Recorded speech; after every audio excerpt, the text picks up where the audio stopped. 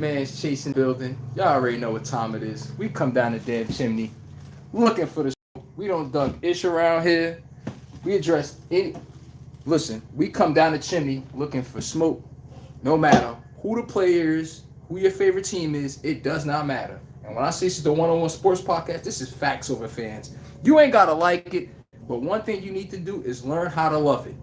I'm your host Chase. Trust me, I'm the man, myth, the legend. It's like, nah, I'm joking off you guys, but I'm the guy who says what's on everyone's mind, but we just pretend like we don't see facts. So I'm the person who voices it. The mediator is what I want to call myself.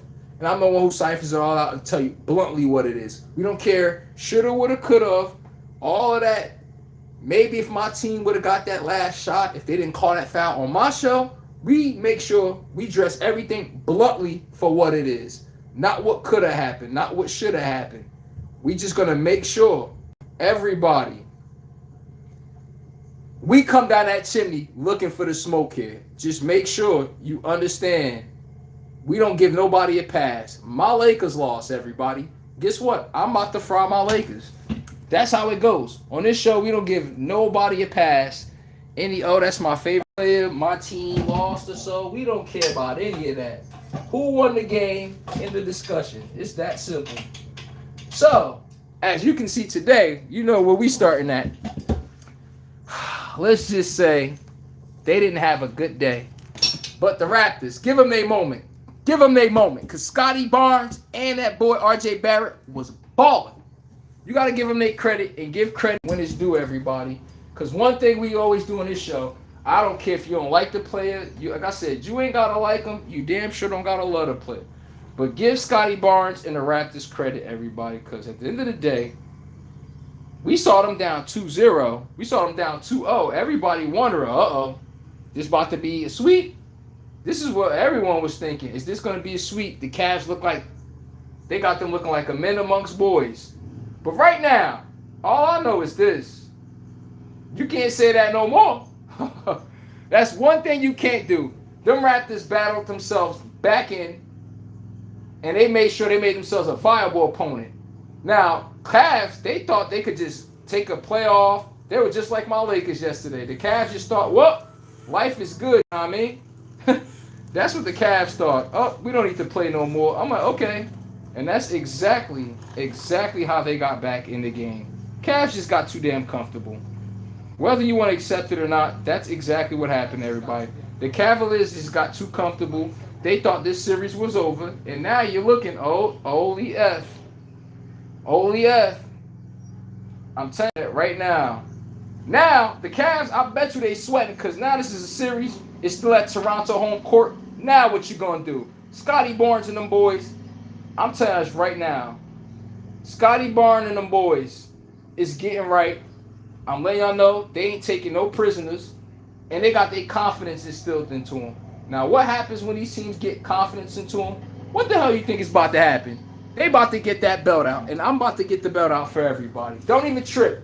And how's everybody weekend so far? How did everybody weekend go? Hopefully everybody has some fun. Probably took a couple toasters and stuff. But we back in the lab. And trust me, we got news. Whew. My Lakers lost. It's all right. We front center. Don't even trip. You know, people going to say, where's the Lakers fan at? Where he at talking this ish today? I'm back. I'm grabbing a couple things in the background right now. Give me a moment. But yeah, the Raptors, people slept on them. The Raptors, people definitely slept on them. And now I was one of them that slept on them also. Because the way they came out, I couldn't dare to keep seeing them do that over and over again. Where I'm looking like, bro, can y'all come out and give us a better opponent? Let's just be 1,000. They were not playing great. Can we all be real? Let's be 1,000. But we're going to take a deeper dive into this game of why did the game even look like that in the first place? Who's this one that's coming up? Oh, the Sixers. Oh, God. Excuse me, I don't even want to say his name in vain. But, oh, no. The Cavs. Oh. The Cavs. Explain to me what is this. The Cavaliers have got to explain to me what is this. And we're gonna have to have answers. We gotta have answers, everybody. Explain to me, why does this graphic look like this? We got Wade D-Wade with 3 for 5 shooting. I'm like, okay. Him and Jared Allen combined for 10 points. And y'all played 45 minutes combined. That is unacceptable. BSF, what's good, my guy?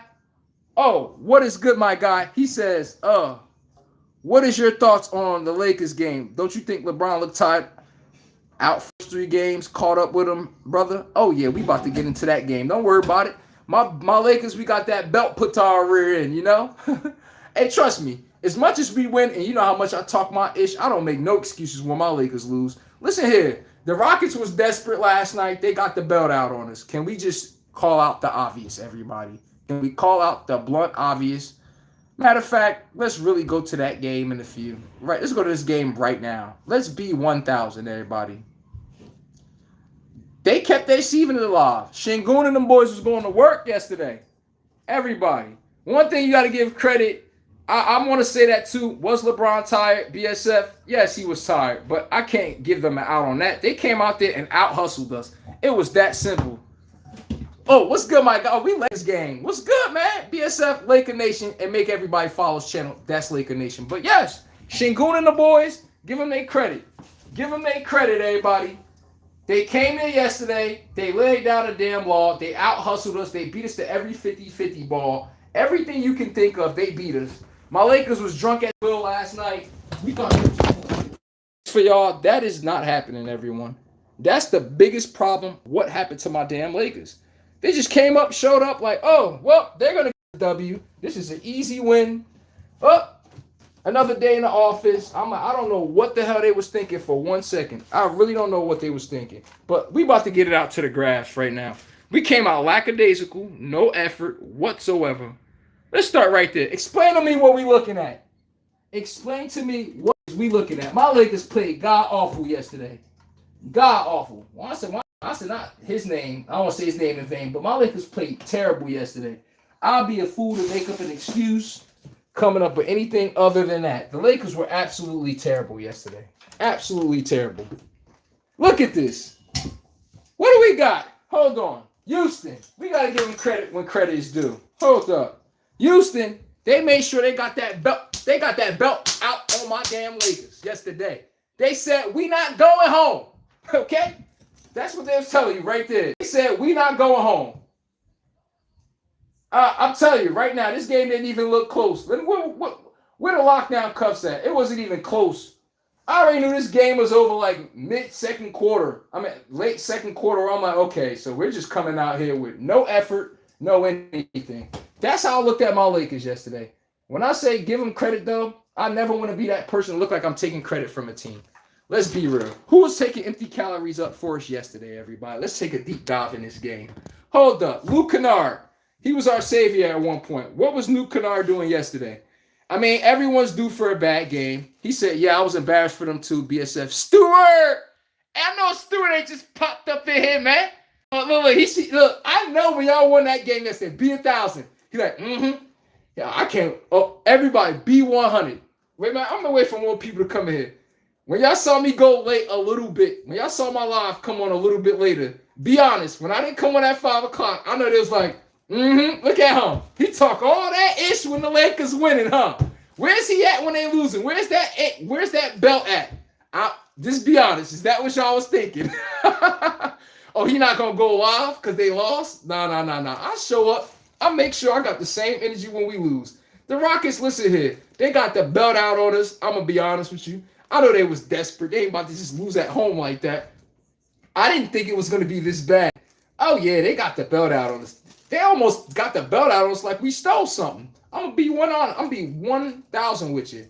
I think Reeves coming back Wednesday night. Let's go! Laker Nation!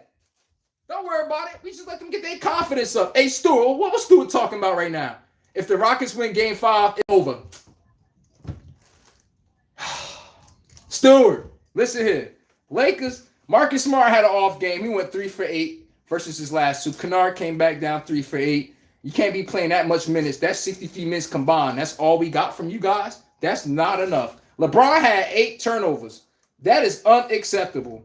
That's one thing we got to focus on. LeBron and them 8 turnovers. I'm like, oh, God damn it, Bron.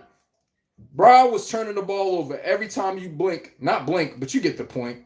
LeBron got to play better. The Rockets did a good job at making him a facilitator. Whenever LeBron's a facilitator, I can't stand LeBron. I need LeBron consistently having his foot on that gas pedal. I need his foot on the gas pedal, putting up shots, putting stress on the defense. When LeBron get passive, and look, 2 for 9. And we got to act dumb like we don't know why we lost? BSF says, yes, LeBron looked exhausted and old. Oh, yeah. He said, Dwayne BTO's in the building, too. What's good, my guy? He said, you can tell the league wanted to extend. Somebody said that last night. He said, you can tell the league wanted to extend the series last night. It was so obvious. Facts. So the Lakers was just this bad out of nowhere? Out of nowhere. We just forgot how to play offense. Now, everybody, we all know merch sales. We all know beer sales. We all know sales and sales in general. What do the NBA get out of us sweeping them in 4 games? Let's be real. Let's be real. Because the way BTO, he cooking right now. Hell yeah, he cooking. I'll give him that. The man is cooking. I'm going to be 1,000 with you. He is cooking. But let's be real. I'm telling you, let's be real. I was reading something, but hold on. Okay, and BSF said if the Rockets pull off a Game 5, we're in trouble. Not happening. And Stewart, keep dreaming, all right? But okay, let's get to the bottom now. But LeBron looked exhausted and old. LeBron, listen here, the man was tired. Everybody gets tired, all right? Let's be realistic. That's why I said, and the Rockets, think about it. You're tired, but they're motivated. They're not trying to go home. Just because you tired, you think anyone trying to make an excuse for the Lakers to put this up? What did our bench do? Nothing. We did absolutely nothing. Maxi Kleber was in the game. You know we was getting beat. And Laravia, I haven't known what we've been getting from you so far. You've been looking shaky the last 20 games in general. Laravia, I don't know what's been going on with this guy. But in the season, the man was looking like one of the bright pickups in the bright spot for my Lakers. Once I look at Laravia, he just be having empty calorie stats now. 6 points, flatlined it. Texas Longhorn, Jordan is the GOAT. How you figure that? BSF says OKC sold that ass last game too. OKC, didn't they beat the Suns? Maybe we talk about the wrong game, but didn't they beat the Suns last game? Everybody? Maybe I must have missed it or something. Because I swear, I could have promised you. Well, I don't want to say that. I don't even want to say that. But OKC didn't win last game against the Suns. Let's go look that up for a second. I'm surprised. Oh, they lost game. Yo, that's the only game I didn't get to watch, everybody. I'm going to be 1,000 with you. So if you ask me what happened on the Suns game, I didn't see it. I'm not about to come up here and half-ass it. Oh, and start making some shit up. That's crazy. BSF said they lost. OKC lost to the Suns? Oh, I'm going to look that up. Trust me. Don't even trip. Wow. I thought they played today. See, I was off on that one. But wow. That's crazy. Good looks, BSF. Oh, yeah. I got to make sure I add y'all too. And BSF too. Make sure y'all be in here. So hold on. Texas Longhorns. Who do you think winning Rookie of the Year? It got to go Knuppel on a Utah. When it comes to Knuppel on a Charlotte Hornets, he got to win it. I don't care what anyone say. Knuppel has to win it. It's no way he got an impact. He got the sorry A Hornets playing well, right? Hold on. There's no way he got the Hornets playing that well, got him to the postseason. Let's be real. When's the last time you seen the Hornets relevant? Come on, man. His numbers was impactful. The Hornets, he led the league top 5 in three-point shooting made, and he led the franchise in three-point shooting made. His rookie year, and he's the focal point. He got shit about Darius Miller, LaMelo Ball. How many people? Miles Bridges. The list goes on, and he still could put up 18 shooting over 40% from the three. With limited touches. He don't even get to expand his game the way we would want to see. Cooper Flag got the ball all damn day. He supposed to shoot the ball. Who he playing with? Najee Marshall? You know, his job is to showcase tape for next year to show what we can move forward with versus his rookie year. Cooper Flag job was not ever to get them in the finals or anything like that. So let me get that out the way. Cooper Flag, what he did was actually good. Come out, stat pad, jock, get your numbers up. I mean, next season, see where we really at. So that's why Knuppel should get that. They're in the playoffs. Cooper Flag and them dropping 40 in games. They're losing about 15 and 20 points. 10 points. A couple games was like that. I'm like, are these meaningful numbers or are they just being stats that's just getting put up? But let's be real. That's all I'm saying. So I got Knuppel there. Who you got winning? Who you got winning? Hey, Stewart, you got a flag? Why y'all got a flag over Knuckle? And BSF said that's good news for the Lakers. That means the Lakers do play OKC next. Anything possible, they can beat them. Oh, wow. BSF said, I love Cooper. He needs Kyrie next to him. All right, you're going to take flag. Let's be real. How does Cooper flag game complements Kyrie's? Cooper Flag is a mediocre, below average three-point shooter. Let's be 1,000. Is he a defensive mammoth? No. So, okay, he's on the floor with Kyrie. Kyrie ain't the best defender. Something got to offset. You got how Draymond Green worked with Stephen Curry. It got to work the same way, everybody. Stephen Curry could get his numbers through Draymond Green without taking a lick from the offense. How does Cooper Flag complement Kyrie?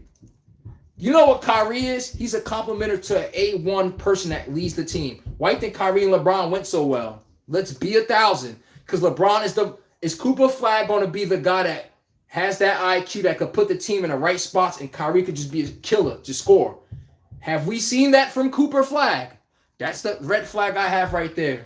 Outside of Warren, what impact does he consistently have on a game? Is it defensively? Man barely gets blocks and steals. All right, how does he have the offense moving? Who gets better with him on the floor? Not saying, but just seeing where does the offense go when he goes up there. I just see him getting his own shot, bro. And trust me, I watched this kid extensively. I don't see how his game elevates the teammates around him. That's 1 year. He's a 1 year pro. So don't make it seem like that's his career. I'm not saying that. I'm not there saying that. And Larry, what's good, my guy? My brother from another goddamn mother's in the building. Hey, guess what, everybody? Guess what? In case y'all ain't miss it, my Lakers is a victim. My Lakers is that victim. The Rockets got the belt out on us last night. You ever went in Granny purse and she caught you? Oh, yeah, and this damn thing came out. That was the Rockets last night. They said, we angry and you're not taking us home. And the NBA want to stretch revenue. Dwayne BTO was dead right on that one. The NBA wants to stretch revenue. But Larry 248 said Kyrie is leaving. Stop it. Y'all really think Kyrie's staying on the goddamn... First of all, y'all think you win a championship and go back to struggling to get in the playoffs, playing in the play-in? You think you can do that? You think Kyrie's really going to do that? But let's finish this game for a second. Aaron... Oh, I forgot. Mr. Don't Have a Jumper had a jumper yesterday. Hitting some mid-range shots. Mr. Eamon Thompson, I ain't gonna lie. The man brought his energy. Give him credit when credit's due. He was playing defense. He was hustling everywhere. When we made him have to make a play in the mid-range game, he definitely did. I call his jump shot shooting bricks. And his brother on the Pistons also be shooting up a bunch of bricks. We can't keep letting him get away with this. That is a damn fact. But he played well yesterday, and make sure we give him credit the same way we be on his ass. You know? I don't like to pick on... If you're going to pick on people, make sure you give them credit to the same way you be dissing them. And on my show, I make sure I do that. So, Eamon Thompson, hey, man, I was wrong on that one. Who else? Şengün, 6 of 12 efficient. At least he wasn't shooting the ball too much where everyone else is standing around. So I like that Şengün actually got his points so within the offense through the free throw line too. Jabari Smith Jr. is the only one. He was just shooting up bricks. But his aggression, 4 for 15, he still had 16 points getting to the free throw line. They beat us on the free throw line. Look, they chased us off the three. 5 of 22 from 3. This is the game the Rockets want to play. 5 for 22 from 3. A 2-point game. They don't have much shooters. Eason was hopping in our ass. I'm going to say it.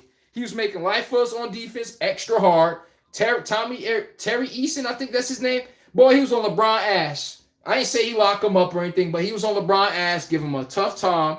LeBron wasn't just diving and getting to the hole when he want, how he want. Let's be a band. So LeBron had a big portion of them 8 turnovers, 9 turnovers. It came from Eason staying in front of him. You could force LeBron to get out of character, and you can make him make some plays that he wouldn't normally make, trying to make cross-court passes. What else they got? Finney Smith off the bench. The bench played decent for him. At least it was a show. Aaron Holiday came off the bench and gave him some also. Give him credit to that. Reed Shepherd, he wasn't playing out of control. He was 4 for 7 from 3, 6 of 12. Reed Shepherd, I usually be on his rear end by him shooting all these reckless shots. At least yesterday, I can admit, his shots came from within the offense. I can honestly say that. So I'm going to give him his credit. Shout out to the Rockets. Hey, everybody. The same way I'd be like, hey, man, the Rockets, hey, man, listen here. The Rockets said, Lakers, hold that. Hold that. Well, guess what? Laker Nation! We just spared them that damn victory. Don't think that's about to happen again, okay? Okay? You know the kid gets a snack before dinner, he think he about to get another one? Oh, no, that's the Rockets. This ain't happening again. We ain't shooting 5 of 22 from there. I agree with y'all. LeBron was tired. I'm going to tell you this right now. Hold on. I'm going to get to the question. Let me get to this. Hold on, let me read y'all comments real quick. Oh, that took flag. Okay, Stewart got flag for rookie of the year. That's good news. The Lakers, that means they could beat them. Okay, you love Cooper flags. BSF like Cooper flags. Texas Longhorn, Cooper flag. BSF or Troy. And Larry, tell him Kyrie is leaving the damn Mavericks. He gonna request a trade. Y'all think he about to sit there? You know what would have made Kyrie stay?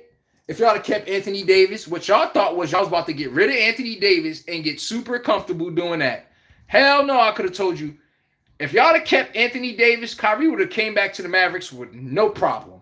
We about to get to the Cavs game in a few. Once y'all gave up Anthony Davis, y'all think Kyrie about to say, I'm looking forward to playing with Cooper Flag in what? What, Klay Thompson and his Mega Stallion drama going around? Yeah, that's all Kyrie got to look forward to with that team. Y'all think a guy like that playing for something every year is just going to settle for that and just sit in Dallas and rot away and just waste 2 seasons with them? Larry is cooking with that tape. Kyrie should go to the Timberwolves. That's the last final piece the Timberwolves is missing. I'm talking about flat out can just beat his man. Anthony Edwards could just take a breather. You see how LeBron plays with Luka? Bro, this plays with LeBron. He be staring off at the crowd, chilling. He don't know what it is to play with someone like Luka that could do what he do. Vice versa, Luka be sitting there just chilling. He don't know what this is. Well, Anthony Edwards need that too. I could just take a couple possession off. You know, Kyrie just go right in the paint, start cooking up the pot. Next thing you know, you got 12 straight.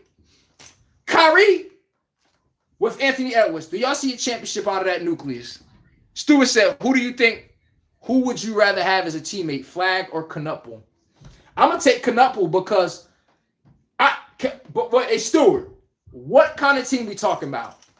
That's got to be fair. Because he said, who I'd rather have as a teammate? I'm going to take Knuppel. He don't take much from my offense. It's like a modern-day Klay Thompson without having the ball. I could just run a screen, get him off. I could just get him off the screen. Look at how LaMelo Ball could put up his 18 a game. Darius Miller dropped 20. Miles Bridges dropped damn near 20. How you think that's possible? Somebody has to be off the ball. Somebody can't be greedy talking about I want the ball. Who is that? Knuppel. Every time somebody drives, he could get his 18, 20 points just sitting in the corner, sitting at the top of the key. I can't get that from Cooper Flag. I can't. He has to have that ball. And when he has that ball, which is nothing wrong with that, what does he do with it? Does he make people around him better? Does he get the Knupples around him better? And if so, has he been doing that? That's what I'm saying. I ain't trying to diss Cooper Flag. Cooper Flag played great this year, everybody. The man had averaging 20 points a game starting off. I know a lot of it was empty calorie stats. That ain't his fault. He didn't make the schedule, you know? And Kyrie hurt. He don't got no one really helping him. So don't think I'm really trying to egg on Cooper Flag right now. It ain't his damn fault. He just have to work with what he got to work with. So I'm just answering the questions right now. Everybody, let me answer the question so we can get to this Cavs game. BSF, my ass still hurt from last night's beating. You know how you sit down, you like, you don't even want to sit down. But BSF, good question, Stu. Who y'all taking? Cooper Flag as a teammate or Knuppel? I'm talking about complimentary basketball. Because I think, Stuart, you missed that out. If you want your offense to run smoothly and everyone's in rhythm, no one's standing around, everything's in sync, who do you want your team? Who do you want as a teammate, Cooper Flag or Knuppel? Now, I think that's the way you should have acted. Because if that's the case, if we're talking about whole body of work, okay, I would go Cooper Flag. But now if we're talking about winning a ring or something, and I need everybody in sync in the offense, the ball moving across the ball, oh yeah, Knuppel's part of a team like that. I'm being 1,000 with y'all. But Larry says, stop with the BS. Kyrie is leaving accepted. He's more focused on his new shoe than the Mavs. He's gone. Hey, Larry, that's how you feel? He feel like Kyrie sandbagging on him. Oh, but hold up, man. Kyrie ain't coming back to the Mavs. He's going to request a trade before the season starts. I can see it. If y'all don't make a big move that at least got him thinking, all right, I got something to look forward to. You think a player like Kyrie about to watch a rebuild process? Hell no. Kyrie too bossed up for a rebuild process. I'm being 1,000 with y'all. He ain't about to sit around and wait for Cooper Flag to see if he's going to be the next Luka Doncic or LeBron or something. I'm being 1,000 with y'all. All right? But let's get to the Cavs game. Let me find out them Cavaliers about to sell their ass. Let me find out y'all about to sell y'all ass because they won 2 straight. And let's be real. Why? Donovan Mitchell. I said this about you. I said this about the Larry. I need to know. BSF. Hum and James Harden. Game 5. Who y'all got y'all money on? Raptors or Cavs? Based off, you know who hit. This man chokes a lot. He didn't play OD bad yesterday, 6 of 14. Let's be real. He's turning the ball over at a drastic rate. James Harden, god damn it. You and Donovan Mitchell, y'all be combining for like 15 turnovers plus. That's unacceptable because what about the rest of the team? That's going to be an easy 20 turnover game. We can't be having that trying to win we can't win that trying to win any game in this league today. Let's be 1,000. Everybody, can we explain to me what Evan Mobley was? This guy is the main reason why the Cavaliers, I don't take them winning the championship.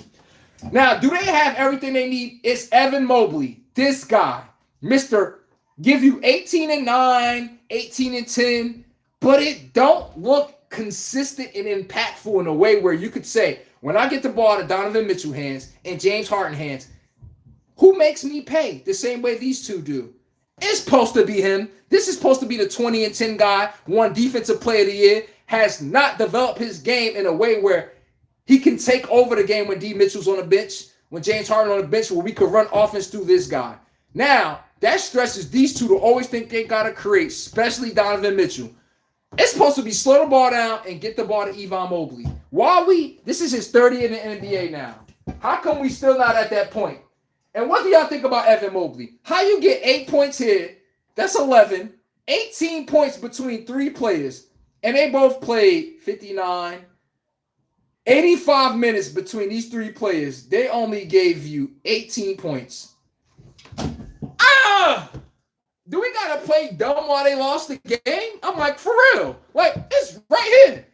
These 3. Jared Allen, this is criminal. Jared Allen cannot do this. This is criminal. You're just running around. I mean, 15 boards, give him credit. Sam Merrill gave him 3 for 7 off the bench. Matt Strus, you played 21 minutes, bro. 21 minutes, you gave 1.0 for 5 from 3. Empty calories. Jordan Tyson, all right. This is when the game really, all right, he came and gave him a little something. But Dennis Schroeder gave him a little something. But damn, this is why I don't trust the Cavs, everybody. So when y'all ask me why don't I trust the Cavaliers, look at that roster right there. When it's time for people to make plays outside of Donovan Mitchell, let's say if James Harden wasn't here. This is the same old ish just like last year. How come we always stuck? Where's the supporting cast? And they got players. They got a good bench and everything. It's do y'all show up when it matters most? That's what I said. Do y'all show up when it matters most? Can I rely on you guys to actually come through, make some timely buckets when your big dog's sitting on the bench? I just don't think so. To this day, I just don't think so. It's unacceptable. That's what you're getting. And then look, James Harden, you need to play better. Stopping the ball with them reckless turnovers, especially in the big moments, bro. Donovan Mitchell, you too. Sometimes Donovan Mitchell, you play out of control. You just be launching a bunch of shots at the damn rim. You don't know when to shoot the ball, when to be aggressive. Every possession isn't always hunt for my shot. How do I get my shot and get the rhythm of offense going on? Because Mobley with 11 shot attempts, that's unacceptable.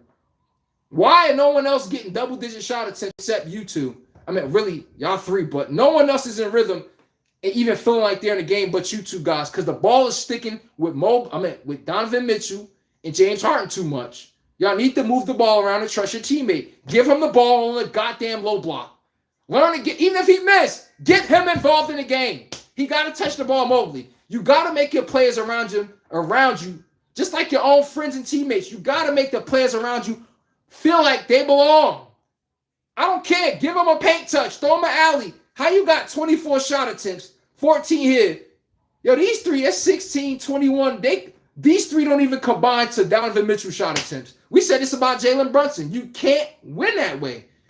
We look at the Philadelphia Eagles. They try to rely on their starting 5 too much. Then when we get to the bench, that belt come out. When you get to that bench, that belt come out. Wow. It's too much stress on a starting 5. And the starting 5 only got 2 people really running the offense. That's unacceptable. And then the 2 people we running it through, they got 15 turnovers combined. If you're going to be having the ball in your hand, you got to be efficient. You got to be efficient. What you can't do is be recklessly turning the ball over. Then you missing all these threes. Yo, they shot 10 of 40 from 3. 10 of 40 from 3. 10 of 40 from 3. I need y'all to stomach that. 10 of 40 from 3. That is unacceptable. You can't win any game like that. 10 of 40 from 3? What's that? You can't win anywhere with that. I don't care what team you on. But James Harden and Donovan Mitchell, I'm on y'all ass. I said it. The Raptors getting a lick back. I hope y'all know this, everybody. In case y'all ain't know, the Raptors saw y'all kicking them when they was down dead. They're like, you know what the Raptors been saying these last 2 games? Say no more. They're like, say no goddamn more. Huh? Bow to your sensei. What he said on Napoleon Dynamite? When he smacked Kip in the neck, we went to that gym store. He said, bow to your sensei. The Raptors say, bow down. Kiss the ring. What that boy said in that movie? Dang, what is that movie? When he said, kiss my Converse. Them Raptors telling y'all to kiss their Converses. Tie my shoes. Get the car in front. Huh? They talking to y'all like y'all valet. I'm telling y'all. They went to Toronto. It got real up there, isn't it? It ain't London, but they talk. I mean, listen here. I'm telling y'all right now. If they fumble this series, I don't want to hear about the Cavaliers no more. I'm so serious. I don't want to hear about they got 20 wins. Oh, my God. They're number 1 in the East. They're done in my books. Completely, everybody. I don't want to hear about the Cavaliers. None of that ish. Everybody, if the Cavs don't win this year, Donovan Mitchell, James Harden, what's the verdict on them? And we got to have a hard conversation because Jokic is up next. I'm letting y'all know this right now. We got to stop letting people finger stroll in the stroller like we pushing the baby. These guys grown amen. We got to have these conversations. If they fumble the series to Toronto, these two, Donovan Mitchell and James Harden, it's about time to have an intervention, everybody. You ain't got to like it, but you're going to learn to love it. Come on, man. You know, when somebody first walk in the room, that intervention, they be like, yeah, man, we got to have a talk about y'all. Donovan Mitchell, y'all get eliminated, right? And I see a game like this, I promise you, 6 of 24, 4 for 12, all them turnovers to go with it. I'm like, sir, you're not getting a pass here. Jokic is not getting a pass to you next. What the Timberwolves did to them boys without Anthony Edwards, that was embarrassing. And also, can we back it up? Jaden Daniels, he stayed 10 toes down. He said y'all sucked as defenders. What they do? Still dropped the 100 on y'all head. He locked up Jamal Murray the last 3 games. I know nobody would admit it. Jaden Daniels got the handcuffs on Jamal Murray. You don't got to like it, but learn to love it. That's why the Nuggets is losing. That man trying to call for picks. He cannot shake the man off of him. I don't know how he's not first team all defense, but let's get back to this. Let's get to the Raptors and give them their credit. But Max Strus, 1 for 0 points in 21 minutes. I can run on a treadmill too, bro. Like, seriously, if that's what you're giving me in 21 minutes, in 31 minutes, I'm already disgusted. Oh, my God. Guess who wins Rookie of the Year, everybody? Breaking news. Hey, Stewart, BSF, everybody, Larry. It says Cooper Flag just won Rookie of the Year. So let me shut up. Y'all guys were correct, all right? I'm going to have to give y'all flowers when y'all right, all right? BSF said they both were studs. Larry said they're going to let the Raptors win. Watch. I think so, man. I don't know. Larry, I think I'm going with where you going with this because I personally think they're going to let the Raptors win because now let's get to the Raptors right now. I know for a fact when a team get punched in their face, I don't care who you are in this world, man or woman. When you get punched directly right here, oh, that's going to make, we're going to see if you're an adult or not. See, I ain't going to say a man because we're talking about both genders here. How do you respond when you get punched directly in your snot box? Boy, I'm telling you right now, Cleveland look like they still holding their nose. Somebody up, you ever see boxing? They get them in that corner, they crack the nose in place. Then they, stuff some stuff up there, stop the bleeding, he ready to go. Now, are you still in the corner holding your nose? Cleveland look like they still never left the corner. They'll be like, I don't want to go back out there. Shout out to the Raptors. Raptors. Who we going to look at? Brandon Ingram. Everybody. I don't care if Brandon Ingram shot 6 of 23. I could give a flying F. I'm being a buck with you guys.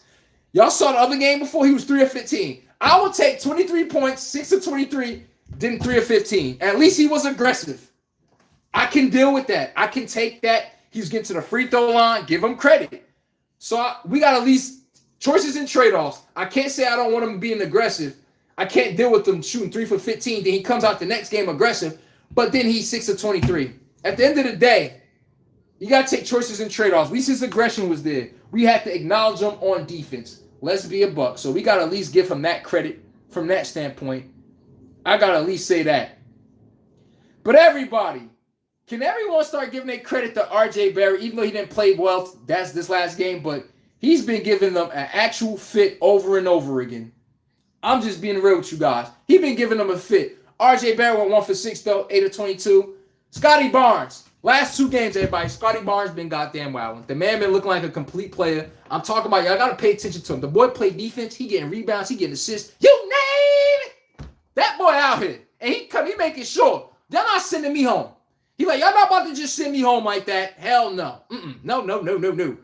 But everybody, can we explain this? I've been wanting to ask this question. Mr. Joe Walters, 27 minutes, 0 points, 0 for 9.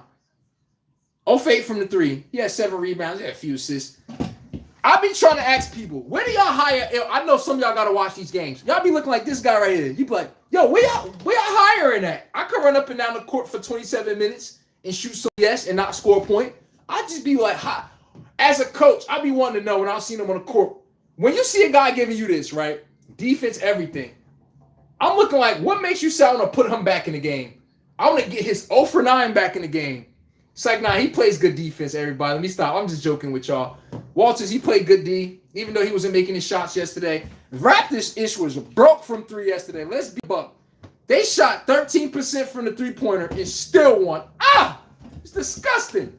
13%. The Cavs made 10 threes, 10 of 40, and still lost this game. Because in that 2-point range, they could not create their own shot. Mobley could not get his own shot also. Jarrett Allen, Mr. D-Wade, we got to get more of a contribution. And Donovan Mitchell, everybody, you got to be smart, Donovan Mitchell. Know what a team is doing to stop you. Know when they're trying to purposely speed you up. Know when they're purposely making you want to take those shots. Donovan Mitchell, I think he lacks IQ. And I'm about to get to the comment section, everybody. Donovan Mitchell never understands. When Scotty Barnes rotates on him, right? Scotty Barnes purposely gets in trail technique to Donovan Mitchell. This guy be really thinking he open. When a tall defender lets you go by him, why do you think you let him go by him? He's in trail technique. And he gets you to force. Every time he stop and pull up, he just come right up in his blind side. Brick. Then you think you're going to rotate RJ Barrett on you. Oh, we about to try to take advantage of that. RJ Barrett is not a bad defender, everybody. But these big 3 they got, they're going to be aggressive. Let's face it. Mr. Murray Broyles, last 2 games has been the MVP for the Raptors. This man was 11 and 15, 25 points last game. Now he's 5 for 11, 15 points, 27 minutes off the bench. The man got 10 rebounds and double-double off the bench. You look at his last 2 games, he got over 40 points, everybody. 40 points and only missed 9 shots. 2 double-doubles or 1 double-double. So we want to know what this game is won. The Cavaliers ain't got nobody coming off the bench bringing what Murray Broyles bring. Point blank, period. But Cavs, I promise you, Donovan Mitchell, James Harden, I'm letting y'all know right now, no excuses, no more, everybody. They found a way to lose this series, and I'm with Larry on this one. I think we're going to have this discussion. No more giving them a pass, his stats, and no. We got to have a discussion, everybody. They can't keep selling like this, and we're just going to act like we don't see it. But shout out to the Raptors, sign up the cities 2-2. Give them credit when it's due. Everybody. Why did the Spurs do that to them second half? I saw some people saying the Spurs was going to lose, right? I know, because they saw Wemby being hurt. Let's be real. You got the right to change your opinion, because let's be real. They were down Wemby. We didn't know he's going to play. He was in concussion protocol. But let's get up out the way for a second. First of all, let's see what games is on, everybody. But Wemby, Victor Wembanyama, comes right back. He comes back for the Spurs because he could not make sure they got that series tied. And they start feeling that confidence. He said, I cannot let that happen on my dime. Wemby comes back with a 7 block, 4 steals. I said, hold up. That man has 7 blocks with 4 steals. Y'all wonder why he unanimous defensive MVP? Defensive player of the year? Come on, man. Let's get to the comment section in the same sense, bro. Hold on. BSF, my ass still hurt from last night beating. Okay, good question. All right. Stop with the BS. You getting that? All right, let me scroll down. He said they're going to let the Raptors win. Oh, BSF said the Cavs at home will get it together. Okay, we'll see. Stewart says You got to remember, Cooper Flag, Knuckle were teammates at Duke. You're right. Bunked together. It's pissing. It's a pissing contest. That's why I didn't really want to answer that question, bro. That's my point. That what you just said. And then that's why I said Cooper Flag is having a great year also. I don't want to make it seem like I'm putting the other down. It's no way to make it sound like you got to choose one is better. But you're right on that one, Stuart. Yes. That's why I had to tread lightly on that topic. I'm like, they're both having a good season. I don't want to make it seem like me talking about one person's season takes away from the other. I really didn't want to do that. But definitely, I just couldn't. Triple up. V9 says, I don't got Hobbs. I don't got Nas. But the one thing we know is Lakers in 5. Okay. Let's get it. I'm just turning up just now. I hope y'all know, by the way. I'm just getting my stamina up. This show ain't even what the show supposed to be. In case you ain't know, the first hour of this show just be me breezing y'all through the games, all right? After that's up, oh yeah. That's when you really get, this show really gets good. I'm going to let y'all know right now. Let's breeze through this stuff. Stephon Castle, 6 of 14, efficient.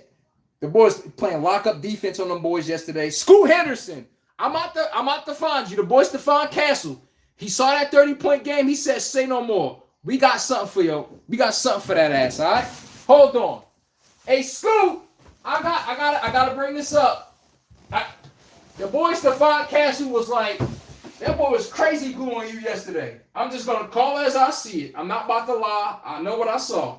But the boy Stephon Castle, he was on, you know what. Hold up. That boy Stephon Castle said, hold up. Wait a minute. I'm about to get my lock. It's about to be lockup season, everybody. Hold up. What was Scoot Henderson doing yesterday? Stephon Castle said, nothing. Absolutely nothing. Them Spurs yesterday, the way they was rotating on defense outside of Dennis Adiva, oh my God. Oh. It was nowhere to score for them fellas. Scoot Henderson, you went over. But let's finish. Give them their credit, though. Give them their credit. Champagne, 3-and-D, gave him 3 for 6, 2 for 4 from 3. Wembanyama, 27, 9 of 17, 1 for 4 from 3, 12 rebounds. Man had a couple assists to go with it. He had 5 steals with 7 blocks. He responsible for how many turnovers? 11 by his damn self. De'Aaron Fox, 28 points, 11 of 17, 4 for 8 from 3. Listen here, if De'Aaron Fox cooking like that, I don't know who taking the Spurs home, okay? The bench surprisingly didn't do nothing too crazy. They usually do. Harper had a quiet day. Luke Cornett went 1 for 7. All right, Kobe Bryant came off 2 threes off the bench. Keldon Johnson gave him a little something with 9. But Vassell gave him 11 points. It was their defense, everybody. Yesterday in that Blazers game, I'm telling y'all right now, it was just absolute lockdown central. We just got to be completely honest to that. Oh, but we need to get to them Blazers on how this game even happened in the first place. I'm looking like, wait a second, where's their offense? Scoot Henderson. What is that? 0 for 7? 27 points. You just came off a 30-point. You just dropped 30. And you gave me 0 points next game? Boy, I know people in the over-under, they pride is assassinated. Their ego hurt off of Scoot Henderson. Hold on. BSF said the East looks so up for grabs right now. It does. And Stuart, you had a good take between Knuckle and Cooper Flag. That was a good one. BSF, Harden, a weird player. When he's hot, he's hot. Otherwise, he's just average. Thank you. He needs to be hot where he can make contested threes in front of people. When that's not going, pray for that man. Stewart says Jabal Sheard playing that defense for the Raptors. Correct. He's not there to score, by the way. He's not. He's just a guy that really, a pesky defender to get in your ear. He did to frustrate Donovan Mitchell and James Harden. That's strictly his role when he get in the game. If he scores some points, so be it. Now, it's like Draymond having 2 points. Draymond not hit the score in the first place. Same thing with Mr. Jamal Sheard. So, because when people be like, oh, he didn't score, this guy suck. I'm like, all right, everybody role isn't to score. So let's just make sure we get that under wraps. Hold on. Ain't no games on today, everybody? Unless, here it is. I got it. Never mind. But yes, good take on that one, Stuart. At least you be knowing basketball. That's how I know you know. Some people just end up frustrated. That's their version of Jared Vanderbilt. Just come in and frustrate people. You could pick up a couple fouls. I just need you to get people in and throw them off their game. You hit a three-pointer when you open, so be it. But everybody, explain to me the empty calories on the Blazers. What's this? All right, Kamara, he's a 3-and-D's player off the ball. 8 points. All right, Adiva, he did his job. Avediva, he does his job. 26 points, 8 of 14, 2 of 3 from 3-point land. 7 boards, get a couple assists. Devon Clennigan from my UConn Huskies. 5 of 10 in 14 minutes. This is unacceptable. And Wemby going crazy like that. Drew Holiday played well. He redeemed himself from the other game. 6 of 13, 20 points, 3 of 6, and he's getting rebounds, facilitating the offense. But you know why he don't got assists? The only way a point guard could get assists is if people are making shots. God, I ain't even going to say it. But you need to be making shots. Them Spurs had them Blazers on lockdown. At the end of the third quarter, they still had like 50-something. Hovering around 60 points, barely. I'm like, oh, no, that's unacceptable. That is absolutely unacceptable. And you think you about to win anything? And that's how you playing? Oh, no. You can't win in this league. And you holding around 60 points, hovering around 60 points in the fourth quarter? Oh, no. It's just not happening. But Victor Wembanyama coming back was crucial to negating this offense. Scoot Henderson was getting to the rack at will whenever he want, how he want, anytime he want, everybody. When Wemby came back, you can see the clear as day difference. And Stephon Castle was on his ass. I told y'all, Stephon Castle was on Scoot Henderson's ass. Give him credit. The boy pitched the shutout. 0 points. 0 for 7. Stephon Castle, he said, why these cuffs so tight? He said, shut up and check rock. Stephon Castle was a dog yesterday. His assignment was Scoot. Scoot, he kept his feet in front of you. You couldn't use that burst and get in front of him. It frustrated Scoot Henderson all game. Let's be a buck. I'm not about to lie and act like it was help defense. He was on your ass. Lockup season. And trust me, he threw the key away and said, this is going to be all game. Because he kept trying to figure out, all right, maybe second quarter I'm going to get it going. No, you ain't. Stephon Castle was on his ass. Shout out to the Blazers. Getting that belt out on them boys. And trust me, they damn sure, I said the Blazers. The San Antonio Spurs, everybody, this series is over, all right?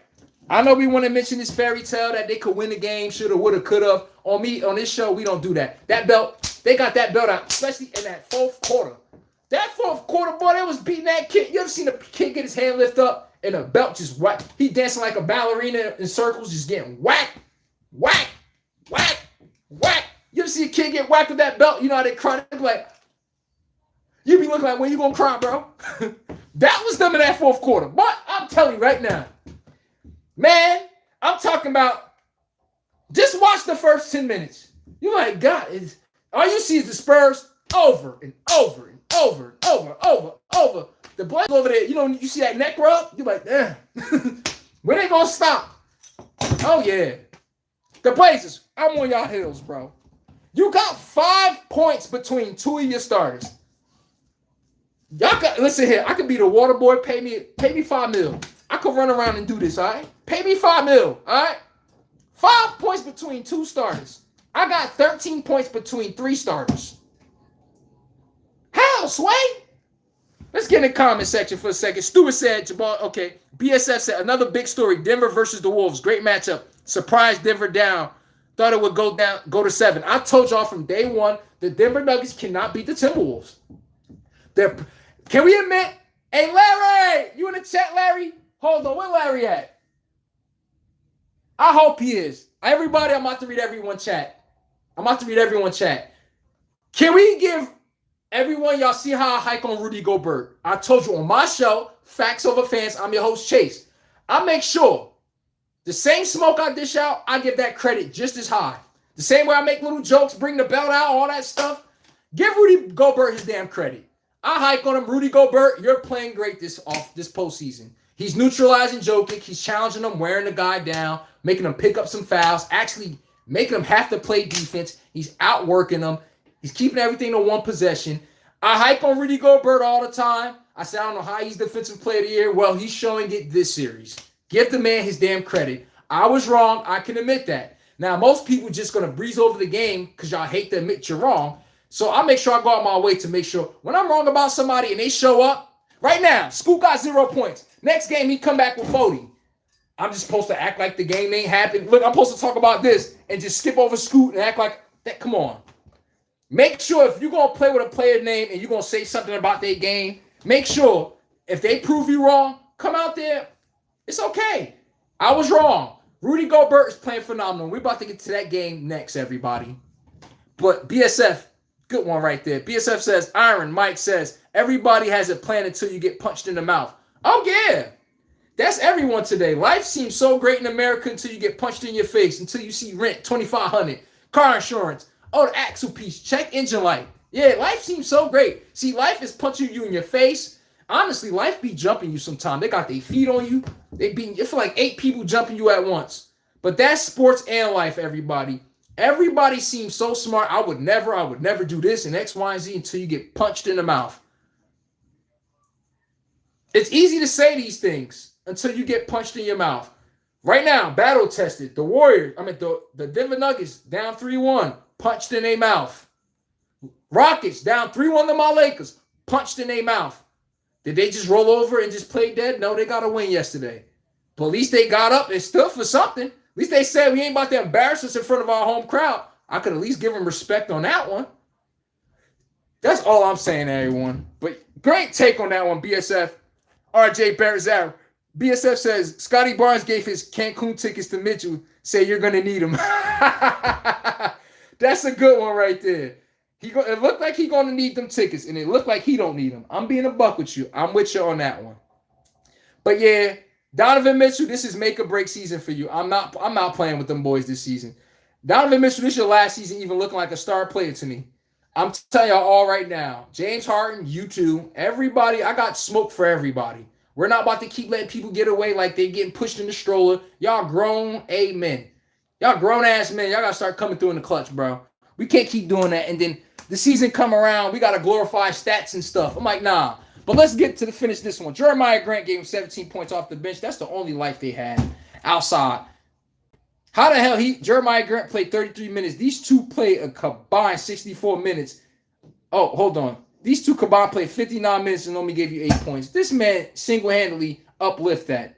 Where was Robert Williams? Nowhere to be seen. I mean, he's not an offensive guy, but look at that first game, double-double. The last game before this one, he had a double-double balling. Mr. Murray, I think this is Keegan Murray off the Spurs. I think off the Sacramento Kings, they draft pick. That kid is a bust. Outside of shooting a three-pointer, he can't do ish on the damn court. But let's get to the next game, everybody. And it's the game. We got the Boston Celtics versus the 76ers. Let's get to the chat. I think, hold on, what did he say? I like, BSF said, I like the Cavs game 5, but I think the series going 7. Okay. And triple up, Lakers in 5. Okay. Hit the like button, subscribe to the channel, everybody. But, yeah, we're back, and we back like we never left. Because we didn't, you know? But, we about to cook. All right, we getting these games out the way, but we about to cook in a second. Don't trip. I know my Lakers lost. Don't get souped, all right? It's one win. Don't trip. Y'all know who I'm about to hop on, too. Mr. Desumo off the Timberwolves. The man dropped the most efficient 40-piece off the damn bench. The man was 13 to 17? Perfect from the free throw line, 12 of 12. Perfect from the 3. Damn, the boy got like 4 or 5 steals. He came in the game and wrecked the game alone, single-handedly. But we about to get to that game in a few. Don't trip. The Nuggets, y'all are not low. I'm about to be on y'all rear end. Don't even trip. That belt don't skip nobody. But we about to get to this game. The Boston Celtics, everybody, this game wasn't even funny. Hold up. Listen here. The Boston Celtics, let's just say after the first quarter, this game was just screaming, get your, you know how back in the day your grandma, she'd be like, get your ass over here. Yeah. This game was screaming. All you see is the damn Sixers running up and down the court. That ass is goddamn sore from that belt. Boy, every 3. Jason Tatum, 30 points, 8 of 16 shooting, 5 of 10. Looking like an absolute sniper marksman yesterday. Jaylen Brown, 6 of 15, 3 for 7. Derek White didn't have to do much, 2 for 5. I don't know what's been going on with Derek White, but I just think he hasn't been the same this season compared to before. I don't know why. But Peyton Pritchard, heard me talking about him last game. Man, over here, 32 points in 35 minutes. 12 of 21, 6 of 12 from 3. Man, that boy is hot as fish grease. That basket became so wide. When you see one fall in, next thing you know, the basket just seems to get bigger. Peyton Pritchard, that boy is wilding. Boy, that second and third quarter, man, he snatched a heart out their chest. You know, Mortal Kombat, they be like, finish him. Pritchard said, say no more. I'm on duty. And I don't know why. Maybe I'm tripping. They got a former All-Star on their bench, Nikola Vucevic. I don't know why they don't start him. This man's a walking 17, 18, and 10. I'm guaranteed. Maybe he don't fit the Celtics. He's not that great of a three-point shooter. Maybe, I don't know. But I'm asking you guys, why don't they play him more minutes? They probably could be 10 times more dangerous. He could do something on the low block and get you a bucket. Why he come off the bench giving you 19 minutes? I don't understand that. But okay, Lake, I'm a triple up. V9 says, sorry, just now joining, but Lakers in 5. I told y'all, Lakers, don't worry about it. Don't get y'all hopes up. Hey, Houston Rockets! I'm about to hop on y'all ass too. Don't trip. The Nuggets is up next too. Don't think this is avoiding you next game. This belt is going to be out. First quarter is going to be black. Listen here. By the time it's third quarter, that damn thing changing colors. It's brown now. It's going to be getting busy put to use. All right? We're just going to make sure we get that straight. BSF says, I think the Spurs versus the Wolves matchup could be fire if Ant is healthy. I think that'd be one of the best series. I promise you, man. And Lions 4 Lambs says, what's good, Dave Chappelle? Oh, we got jokes today, huh? Okay. We got your jokes. Say no more, man. Okay, who else we got? He said orange and blue skies. Oh, really? All right, Lion for Lambs. GK 500 said, help us do our picks then, my boy. What's your picks? Hey, I said that. Let's do the picks on a damn show. Everybody, don't we all want to make some money? Right? Now let's share our bets. You take over on no hit. I'm going to take hit. Y'all to be honest, bro. Y'all know how people win on FanDuel. I'm going to give y'all free game because I would know. We do teams. You put 500 in. You put your entries in. I'm going to put 500 in. You put 500 in. We going to cover every possible player you can think of. Every moment. What if this happened? Plus 10, under 10. What if they money lined it? We got the only way you can do that is if you got money or you're playing FanDuel or FanDuel Sportsbooks and teams. You don't have enough leverage as a human being to do that yourself unless you're playing with $2-3 grand at a time. Where you can sit there and say, I can make every possible outcome possible. You got a network to do that. So GK 500. Hell, yeah, let's do it on the show, man. That'd be next show. But we could do that tonight also. It don't matter. Let's talk about it. Over, unders, whatever y'all got going. Drop y'all picks under here. Because let's be real. If you going to think from everything from your knowledge, I'm going to be real. Y'all know me. I'll be a basketball wizard, sports wizard. We could go down to soccer. I don't know everything. One of y'all have a better perspective on something. Fresh eyes. You know what your lawyer is? A lawyer is fresh eyes. You give him a paper and be like, what that say? You read it, and he read it in a way where he understands it better than you do.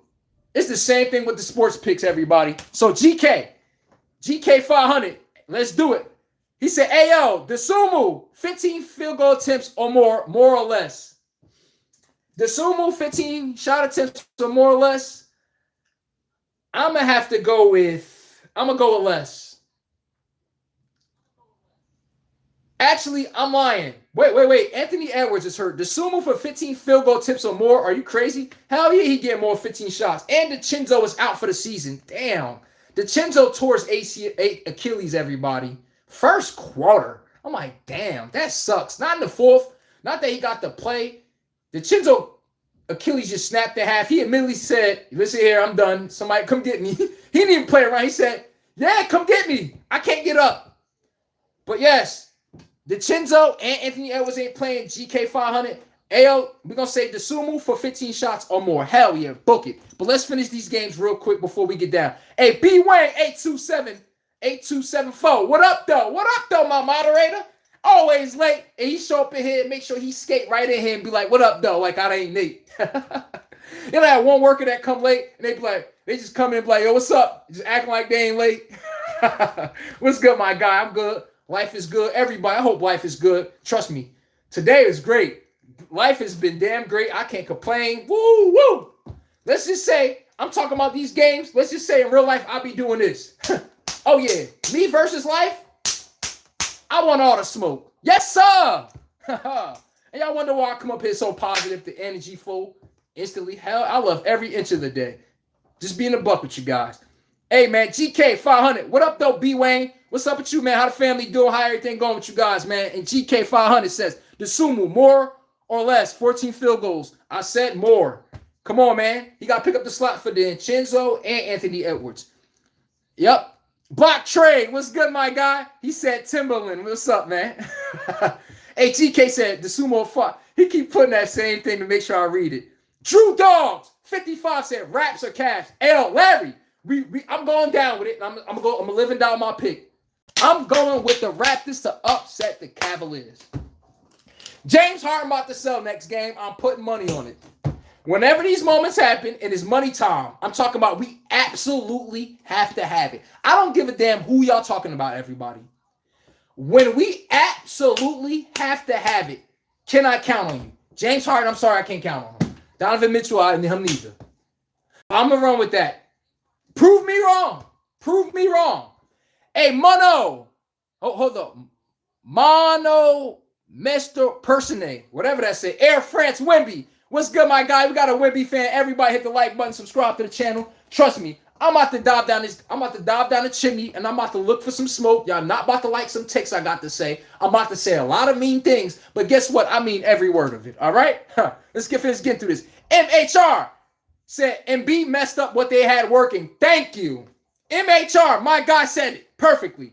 Joel Embiid, y'all ever watch SpongeBob, the Krabby Patty Vault? He brought his fat ass out the Krabby Patty Vault. The man done came out there, heavy as hell, running up and down. Y'all remember how Shaq used to run the big fat Shaq?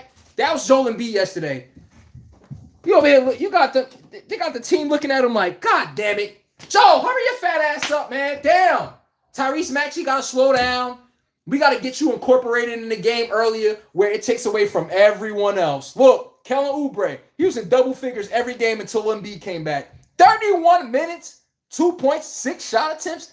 Kellen Oubre ain't God. He ain't LeBron, but I know he can do more than that. That I do know. He can do more than that. Victor Edgecombe, 36 minutes, 6 points, 2 for 9. What's this? What is this? Tyrese Maxey, 14 shot attempts, 4 for 7. Tyrese Maxey looked like a stretch 3-and-D guy yesterday. I couldn't tell he was the 28 points per game scorer. Paul George, 6 and 13, 3 for 3. We got to get that up to 18 to 20 shots. Tyrese Maxey got to be shooting at least 18 shots. Victor Edgecombe got to be hovering around 15. Why Joel Embiid come back one game, 21 shot attempts. They down damn near 30. Still giving the ball to Embiid like he about to make a damn difference. Everyone, if Embiid makes a 2-pointer and they make a 3-pointer, what the hell does that mean? We don't need Joel Embiid for this series. Why was they playing the Celtics 10 times better without Embiid than half of them? We don't need that, Embiid. We don't need Embiid. Joel Embiid only could flourish in the offense where if he's in a Dwight Howard type offense with Orlando. What Dwight Howard had in Orlando? He had Hedo Turkoglu, 3-and-D knockdown shooter. Rashard Lewis, unless y'all didn't know him from Seattle Supersonics, used to play with Ray Allen, knockdown shooter. Jameer Nelson, knockdown shooter. Michael Petras, knockdown shooter. Joel Embiid, y'all trying to run the same thing with Dwight Howard. Paul George is not a 3-and-D and just sit in the corner. No. Tyrese Maxey, he get buggy. He do. He could get 30 any given night. He's not no player playing off the ball, bro. Victor Edgecombe is not playing off the ball, bro. Kellen Oubre is the best person you could probably run that with, but he ain't a knockdown shooter. He a decent 3-point shooter, but not a knockdown. Y'all trying to run a team with Joel Embiid like he Dwight Howard in his prime, but y'all got it horribly orchestrated around a scorer, another guy that's going to hunt for his own shot, and Edgecombe right behind him. Embiid needs somebody to double team him. Soon as y'all double team him, he kicks out Luke Kennard. You know what? They need a Luke Kennard from the Lakers. He need knockdown shooters around him. Soon as you try to double him, kick out 3. That's the only way Joel Embiid could see himself in the finals. When you keep trying to get scorers and Joel Embiid on the floor, MRH, he keeping it a buck. He takes away from Tyrese Maxey. He does. He played efficient, though, 7 to 14. But let's be real. 2 for 9, 7 to 14, 13 shot attempts. Then we seen Joel Embiid touch the ball every possession. I didn't know we needed Joel Embiid today. That's all I'm saying, everybody. I did not know this was a Joel Embiid game today. Y'all tell me am I tripping, but what do I know? But they beat the ish out of y'all. They beat y'all by 30 on y'all home court. That was unacceptable. Flat out unacceptable. And let's be real, everybody. Where's the whoa? We gotta put that other game. They not low. Hold up. Where they at? Where is they at right now? Lakers got that BTA put to them. Everybody, I just need y'all to be 100. Can we discuss why Jaden Daniels is locking up Jamal Murray? Yes. Jokic don't play no defense. I'm going to say it again until y'all hear it in the back. They come into Denver every game. They're abusing the paint. They getting whatever they want, when they want, how they want, like it's a drive-through. We see how the buckets is happening. They're purposely getting downhill. Why? They don't have no rim protection. Who's supposed to be the rim protector, everyone? I'm not letting this fly. I'm happy that people are finally seeing it. We talk about a stupid triple-double at the end of the game. And I'm like, what's this? You don't play no defense. But like I said, we're getting to that game because we're not about to keep letting them slide off of that. Oh, yeah. Where is he at? Front and center. Front and center. Can y'all explain to me these numbers? Listen, I'm not Jimmy Neutron. I'm not Dexter Laboratory. I ain't the smartest man in the world. Can y'all explain to me these numbers? And you tell me, am I tripping? You tell me, am I tripping? That was the other game. 10 of 25, right? That was the last game, everybody. That's my point I'm trying to make to you. They making Jamal Murray 10 of 25 work for it, right? This is Jaden Daniels is the primary defender, right? I'm just simply saying, how come every time Jaden Daniels get on him, he's struggling from the field? And it's strictly from him. The man is purposely calling picks to try to get him off of him. I know I play ball. I know when a human being gets scared of your ass, that look on their face, and trust me, they try to get deep in their duffel bag and they just can't shake you off of them. Trust me. That look they give you like, yeah, this guy's different. Yup. I saw him give Jaden Daniels that look. Ever since that moment, it's call for pick, trying to run off all these picks and stuff. I'm like, bro, what happened to Jamal Murray just getting the ball and cooking them? Because you know he can't cook them. I know personally he feels like he can't cook them. I know this for a fact. I play football, basketball, baseball, you name it. I know when you have a player's heart and you just don't want to go at him because you know damn well this ain't going to go well. But let's beat 1,000. You had 16 points, 5 of 17 shooting the other game. You shot 10 of 25 the previous game. Jokic, 8 for 22. Then you go look in this game. At one point, Jokic was 4 for 16, everybody. I'm like, what is this? Hold on. I know they lost the other game. The New York Knicks tied up the series also. Hold up. They got that belt out on them damn Hawks. They tied it up. OG Anunoby shut me up with a 22 points. 9 of 16 shooting, 3 for 6 shooting, everybody. I got to give credit when it's due, but let me get to the chat before we dive in all these games from the weekend. Jeffrey Burgess, what's popping, bro? Hey, what's good, my guy? Hold on, this weekend, it's been belt's ass on being belt put the ass this whole weekend. The Hawks, they got a little too happy. They got used to Magic City. The Hawks, they had their little lemon pepper wings. They came in from Magic City like, hey, all of that. All that good stuff, drunk off the Modelo. The Knicks said, say no more, we sober. They were like, oh, yeah, y'all drunk? Y'all think y'all got the series won, huh? The Knicks said, we got something for that ass. Oh, yeah, we getting started today. Karl Anthony Towns had a better showing. I wish he'd be more aggressive, but he had a triple-double. Take it how you can get it. Cat, 29 minutes, 20 points, 6 of 10, 10 rebounds, 10 assists. I said all that bark, but he be playing like a cat.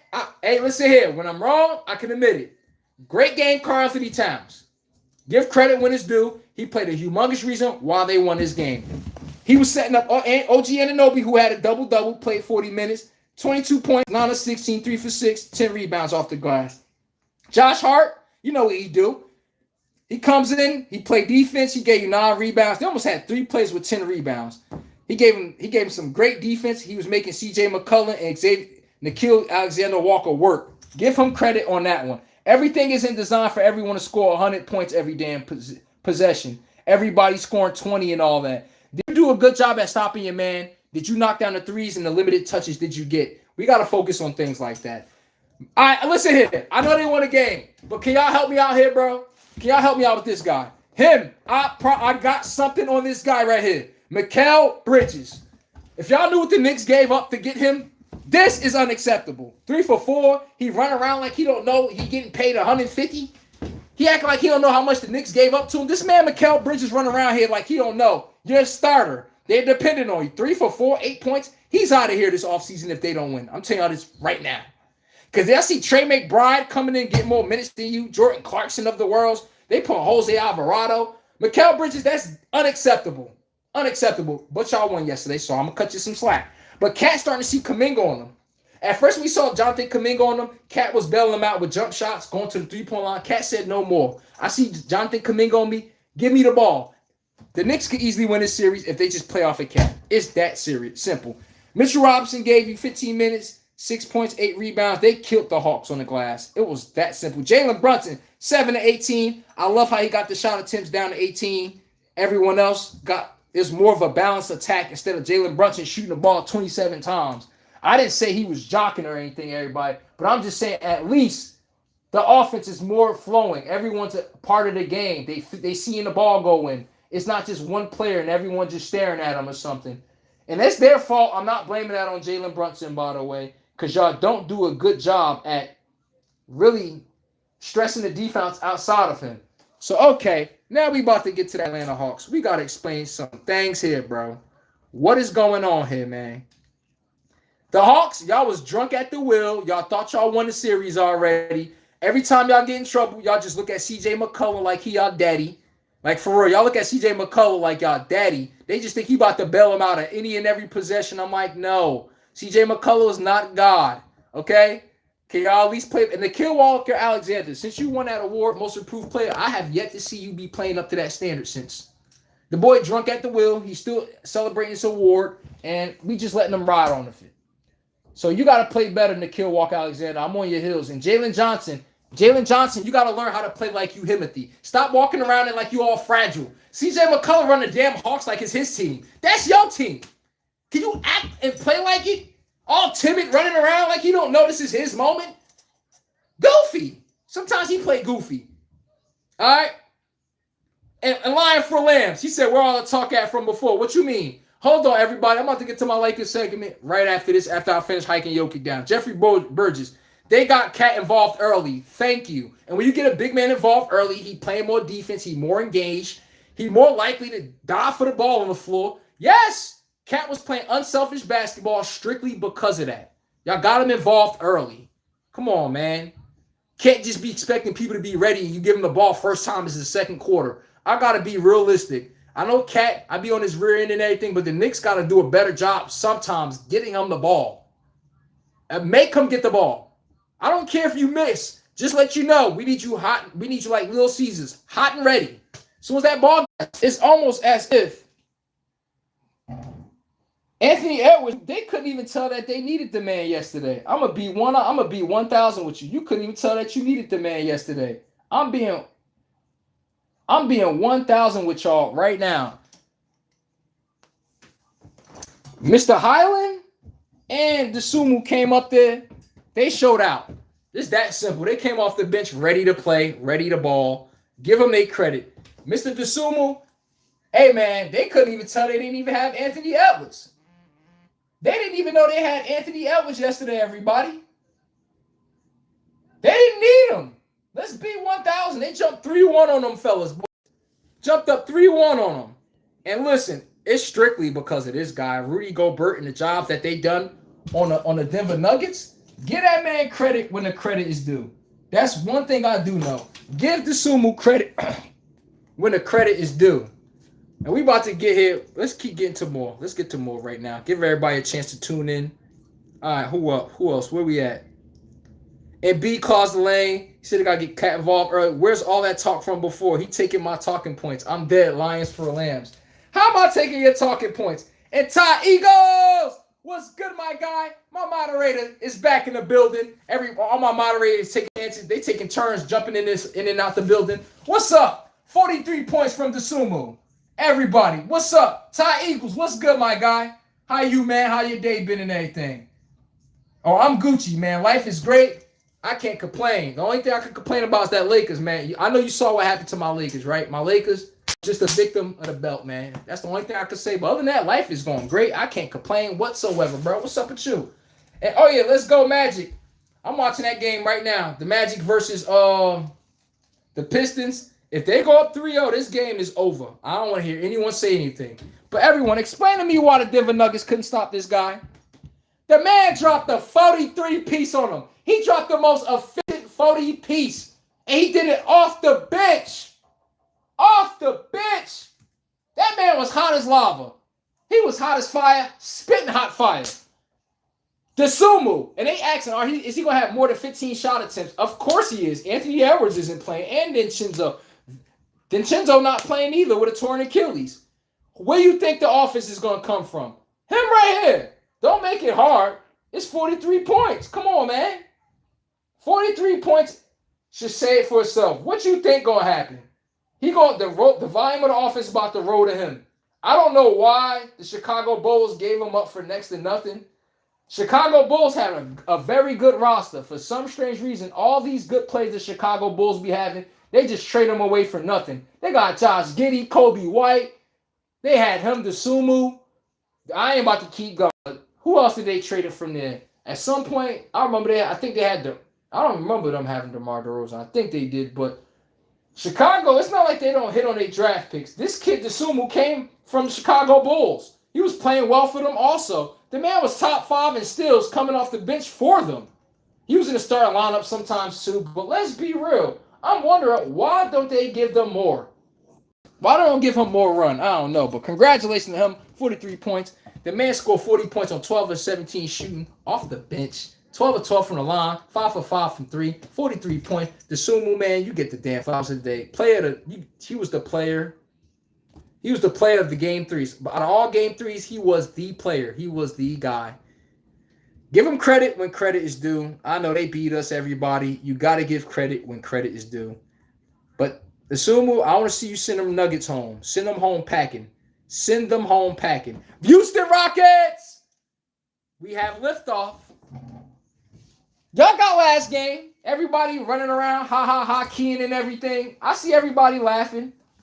I'm letting everybody laugh right now. I hope y'all know this is what next game is. I'm going to give y'all a visual of the next game between my Lakers and the Houston Rockets in case everybody don't want to act like we don't know. They got us that first game. Y'all know what's about to happen this next game? I'm telling y'all right now. Belt to ass is coming. And it's coming. Yes, sir. Y'all see that arena? Yes, we busting up all that damn arena, all right? Y'all talking about the Rockets won. Y'all all suit for them, everything. Y'all know when y'all let a little kid score a basket on you and they think they can take you? We let them win one game. Everybody like, yo, you don't know. The Rockets could go game 7. You never know. I'm sitting here like, bro, are you serious? Do I have to remind y'all? Wait a second. I'm starting to think I have to remind y'all. Do I have to remind you guys? Do I really have to remind you? That Shingun with LeBron about to dump his cigar out on him. That's him tied up to the pole next to Hollywood. Do I have to remind you guys? Like, seriously, do I really have to remind y'all? Don't let this... They won one game off of us. I got everybody hot on their ass on my Lakers now. Everybody laughing, keying, knee slapping. I see everybody. But we must have forgot. I think we must have forgot everybody. Were we not just this team having them on this damn pole fighting for his life? Let's not forget. The Rockets beat us one game. I made 3 episodes of this series, and I could have sworn the Rockets haven't won a damn game. Let's not act like we don't know this. Who was the team getting that belt out on them? It was us getting that damn belt out on their ass. They beat us one game. Look, we was laughing at them. We telling them, get them up out of here. They beat us one game. Look at y'all hot in the chat. What about them Lakers? Huh? What about them Lakers? Huh? Where was this energy at all 3 games when we were smacking them? Stewart, where were you at? Where's Mr. Jamal Robinson? I remember all y'all names. When Lakers is losing everybody, everybody's like, they're down 30. Let's not forget the other 3 games, everybody. Let's not forget, this belt has been busy. This belt right here, and it hasn't been on my damn Lakers. It's been on them goddamn Rockets, okay? Who we got strapped to the Rocket? Who we sending home? It's not. We in LA already. We sending his ass home. We sending Mr. Kevin Durant home. Shingun next. When we send them boys home, I don't want to hear no excuses. I don't want to hear all the referees, because when they beat us, look at people with energy. Yo, they could come back. Yeah, they're really going to win 3 games in a row. Y'all really think the Rockets are going to win 3 games in a row and send my Lakers home? Please show me what stretch of the imaginary reality y'all are living to show me that the Rockets are going to catch up and send my Lakers home. We're not doing a delusion today. MRH685 says Lakers won't keep winning with LeBron getting 8 turnovers a game like the last 2. I'm going to be honest with you. I'm with MRH right there. Yes, LeBron got to stop turning the ball over. Sometimes he get a little reckless with the turnovers. LeBron, he got to stop doing that. Now, understand he got to force feed certain situations because he got to stay aggressive. Choices and trade-offs, but he got to be more, he got to take care of the ball, bro. LeBron, you be having like turnovers back-to-back sometimes. I'm like, we cannot do that. For real, bro. But the turnovers, we had 23 yesterday. The Rockets had 17 steals. They had 17 steals on my Lakers yesterday. That was disgusting. I can give it to everybody. I can give the Rockets yesterday. They had us on lockdown. They did. Everybody, that was one game, though. Good game. Give them credit. I give them that. Y'all know damn well, everybody, let's be real. The Rockets are not beating us 3 games in a row. Let's just get that fantasy out the window. Let's get that out the picture, okay? Y'all see this? This is reality. This is what's about to happen to the Rockets, okay? I know y'all might not want to hear this, but they beat us that one game. I knew they was going to probably win one game like Detroit might. Oh, my God. Orlando is hopping in Detroit's ass right now. But anywho, this was a desperation game. Their pride was on the line. Y'all think we about to let them do that again and again and again? Over and over again? Who do y'all take us for?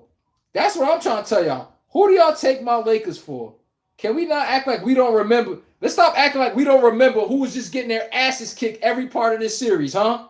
Can we stop acting like we don't remember? It was the Rockets. It wasn't us. It was the Rockets.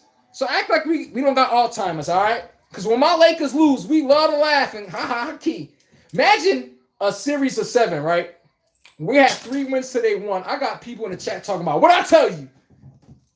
Bro, it's 3-1. Y'all see this right here? 3-1. Y'all think the Nuggets about to come back and beat the damn Timberwolves? It's not happening. It's not happening. On my show, we don't live on that shoulda, woulda, coulda. You never know. We don't do that hope energy crap here. That's one thing we don't do on my show is hope. Now, MRH is right. Could we win with all these turnovers? No. I'm with him all the way on that one. But one thing we're not about to do is act like if we're going to be this loud when the Rockets win, we got to be this loud when my Lakers win. We just start finding out reasons why the Lakers won. Oh, the refs cheated. LeCoon played the refs or something. Well, how about when we win? Where that smoke at, everybody? Huh? I already see everybody. Look, when we was coming up in Houston, we was busting up their whole ish. Yes. Where was everybody at? I didn't see anyone had nothing to say. When we winning, everything looking good, I ain't see nobody say nothing. Remember Travis Scott saying Astro World? Well, it looked like LeBron World the first 2 games. We got to stop.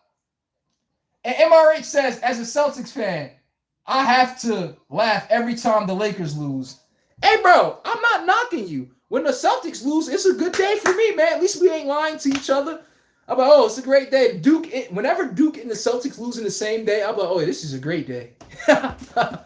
Celtics, I hate the way they play basketball. That's a disgusting brand of basketball where they just run around and play a backyard college offense and we just act oblivious to it. When it works, we congratulate. When it don't work, we act all dumb while they lost the game. It's because that backyard crap don't work. It's that simple. But MR said, Smart and Kennard went cold too. Facts. Yes, and MHR says, I hate how they play now too. That's all I'm saying. The brand of basketball that they play is disgusting to me. You might as well go watch college ball. Ty Eagle says, like and subscribe to the best content on this platform. Let's go. MHR says, Lakers won't keep winning. Oh, I read that one. He said, OKC is your daddy. Ty Eagles, chill, bro. OKC, we got a beef to pick with y'all, all right? This is LeBron's Astro World, all right? Y'all not going to hype my Lakers up. We got to believe we're going to win these games before they happen. And it's not like it's delusional. Delusional and being manifested is when you're far off. No, we in the Lions den with everyone else that shows us we belong. We do. Y'all thought Ant-Man going down for the Timberwolves, they was done? Now look at them. Now look. They got 3-1. Ant only played, 18 minutes? A few minutes? Come on, man. You down 3-1 and you think you coming back, you lost your mind. And Stewart said next game is in LA. Everybody, this is the Rockets pack right here. I'm telling you, we're going to duck this damn pack out once and for all. When this cigarette goes out and this cigar go out, everybody, we're going to dump this right on the damn Rockets' head. Right there, we hear that. And I don't want to hear about the Rockets ever again. All right? We run this goddamn city. All right? So Rockets back. I don't know why y'all want to see the Rockets win, to be honest with you. The truth is the Rockets ain't going to go anywhere anyway. Y'all just hate the Lakers so much that y'all just like, long as the Lakers ain't win, we okay. I get it. They don't want to see my Lakers lose that bad. We don't care. As long as the Lakers lose, it's a good day in LA.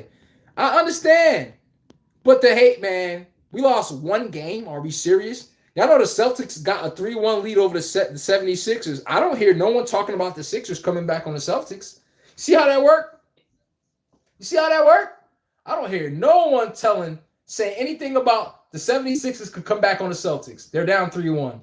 No one. Now, my Lakers, all of a sudden, they could come back.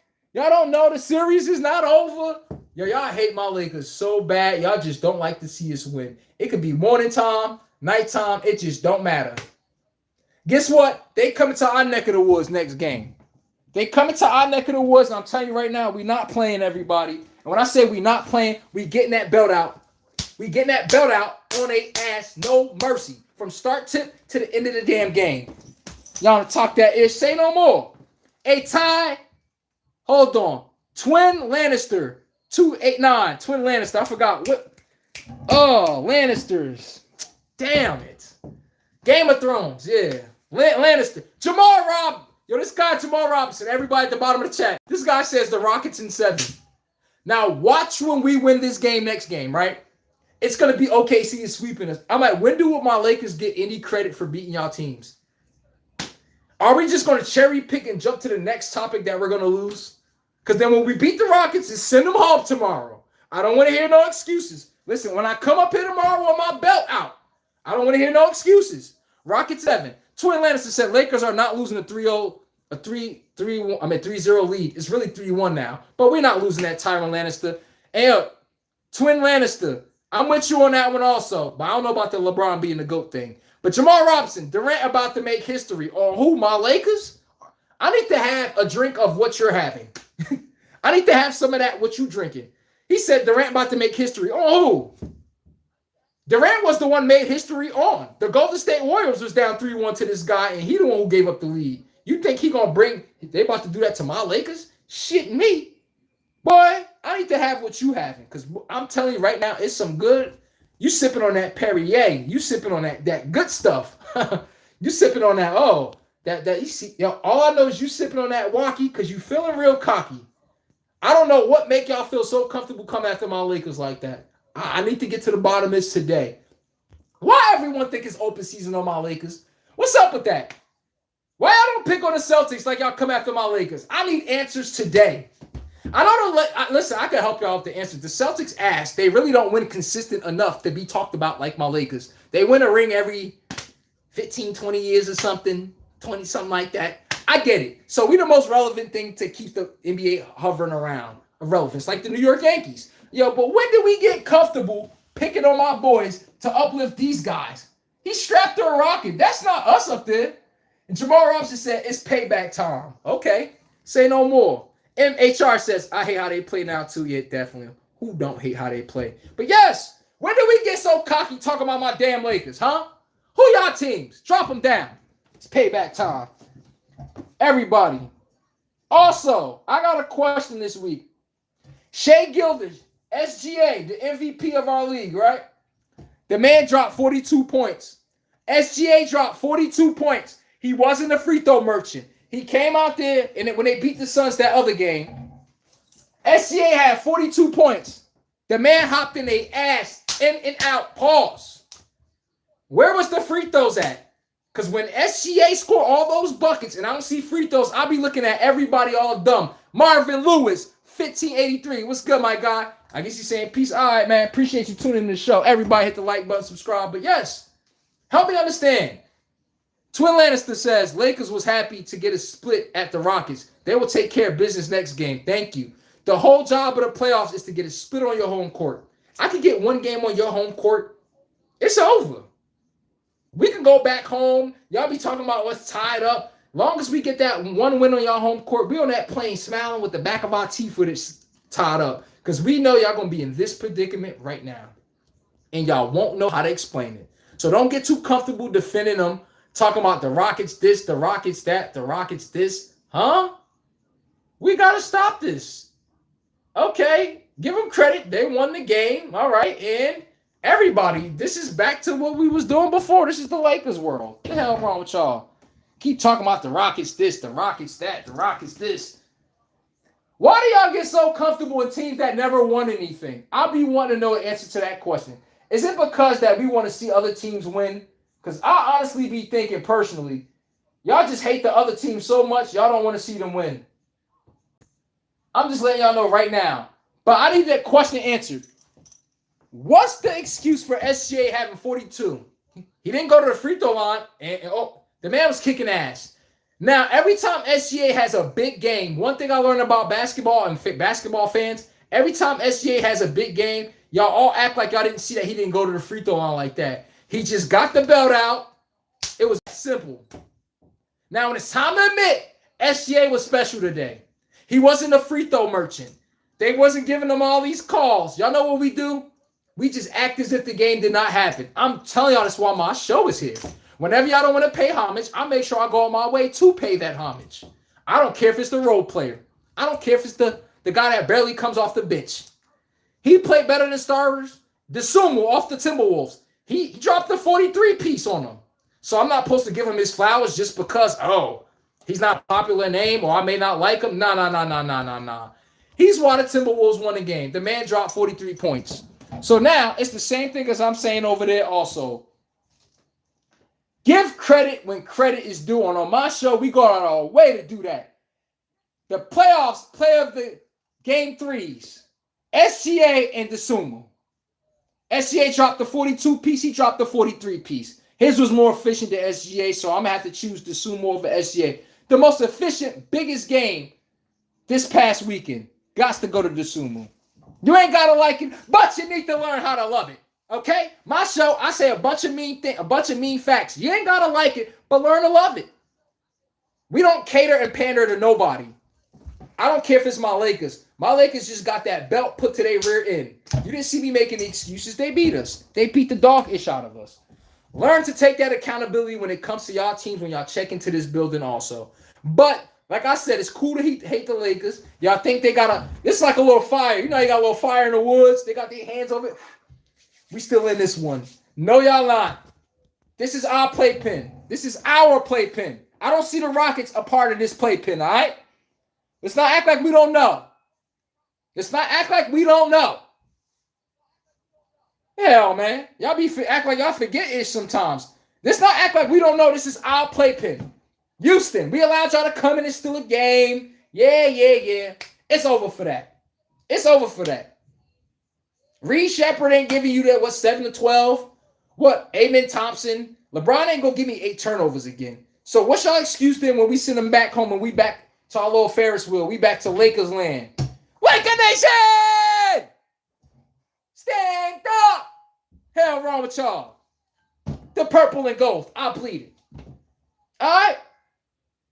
Right now, Detroit is losing. I mean, it's 21-22, first quarter, 3 minutes to go. Looking at it live on the screen right behind us, everything. But yes, understand when you talk about my Lakers, what Al Pacino said, you're fucking with the best. Isn't that right, friend? Huh? Y'all get a little too comfortable coming for my team. That's why I'll be like, whoa. Bag back. Who told y'all had it like that to talk about my Lakers like that? Huh? They thinking, we're going to get Kevin Durant next game. Oh, you never know. KD might be back next game. We ain't worried about that. Twin Lannister. Jokic a stat toad. Overrated. Yes, he is. Nikola Jokic is overrated, and we're about to dive into that take right now. Think Twin Lannister. And Jamal Robinson, SQ4. Rockets won back-to-back titles. You're funny. Jamal Robinson, Durant going to be healthy. Okay. Twin Lannister said SGA is at an MVP for sure. The man is getting anything he wants at any goddamn time.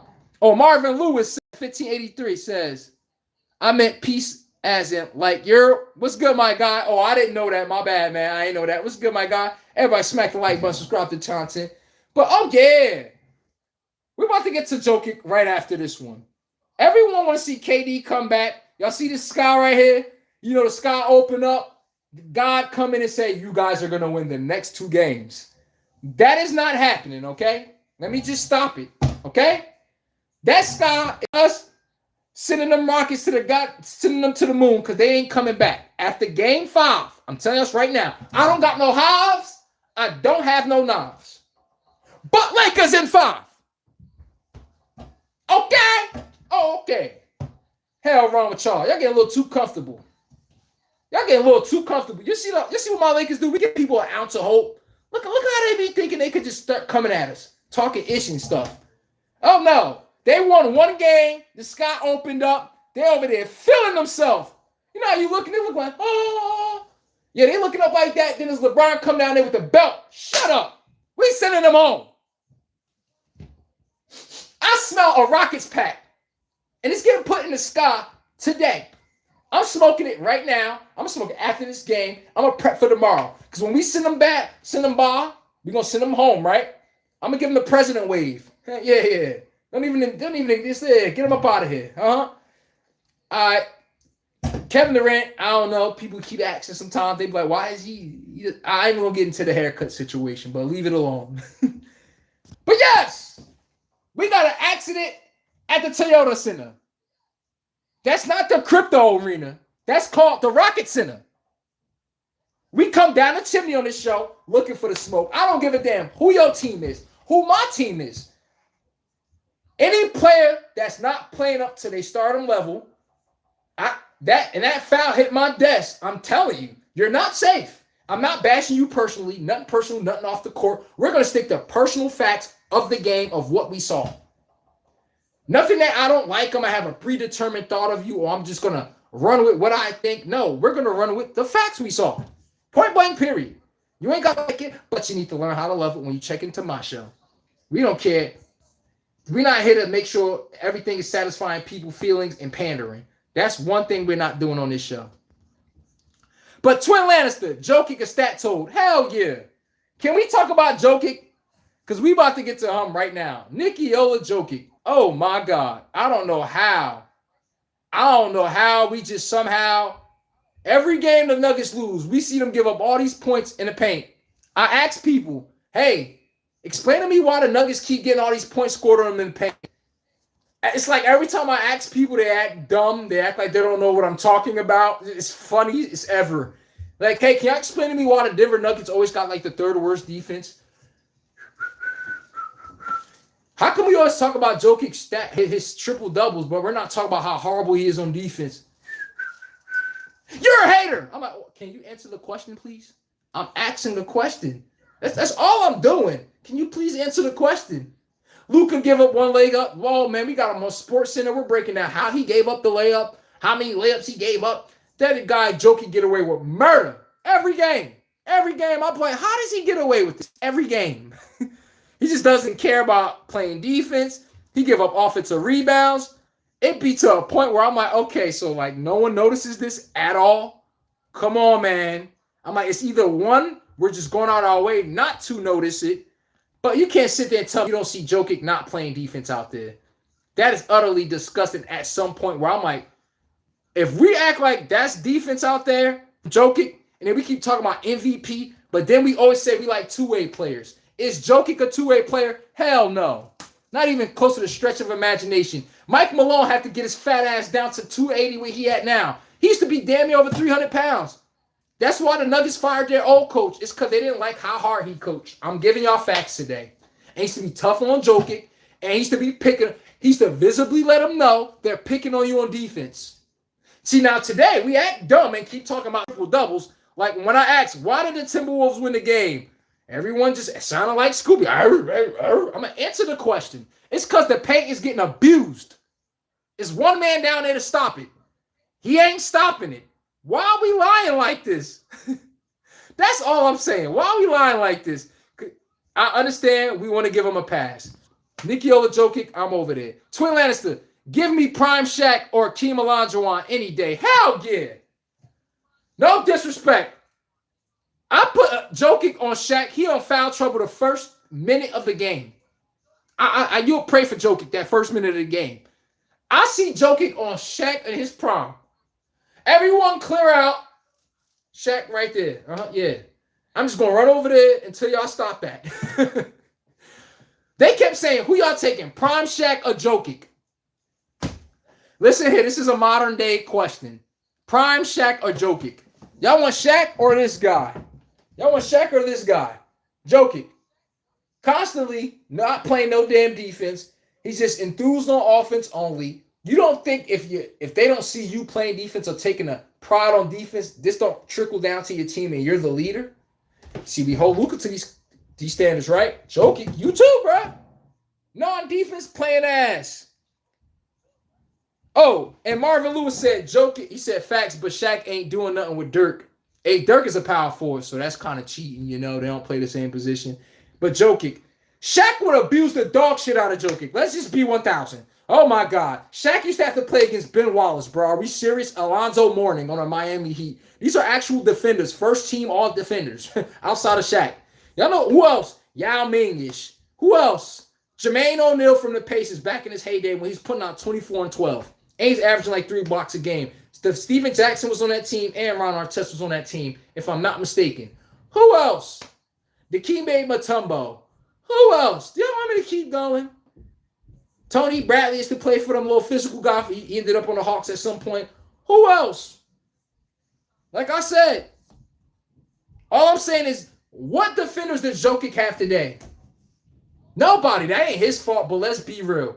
Shaq, prime Shaq, when we talk about prime Jokic over prime Shaq, that shit is absolutely hilarious. Marvin Lewis says, as far as footwork goes, Akeem Olajuwon got the best footwork in the Mr. Dream Shake. They don't call him that for no damn reason.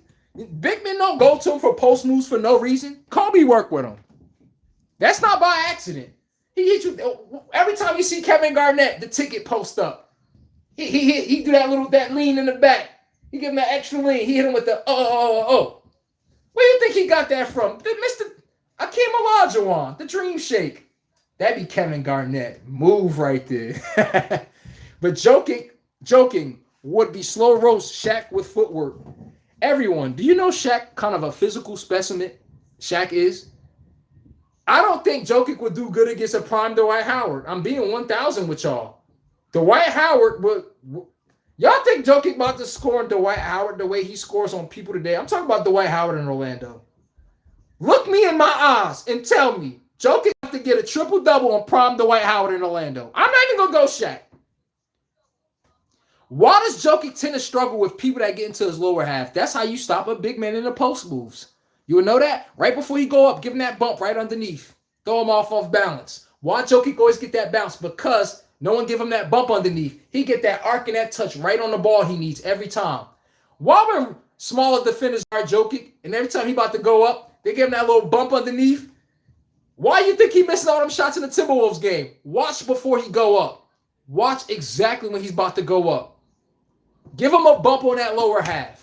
It's going to make you off balance and make you put more force on your shot. And you wonder why Jokic misses so much gimmies. That's the tactic. You better hope the ref don't see it because they're going to call foul. That's how you stop Dwight Howard. That's how they try to stop Shaq. Right when he about to elevate, hit him right in his hip. Give him a little nudge. Oh, something subtle. Nothing that's too noticeable.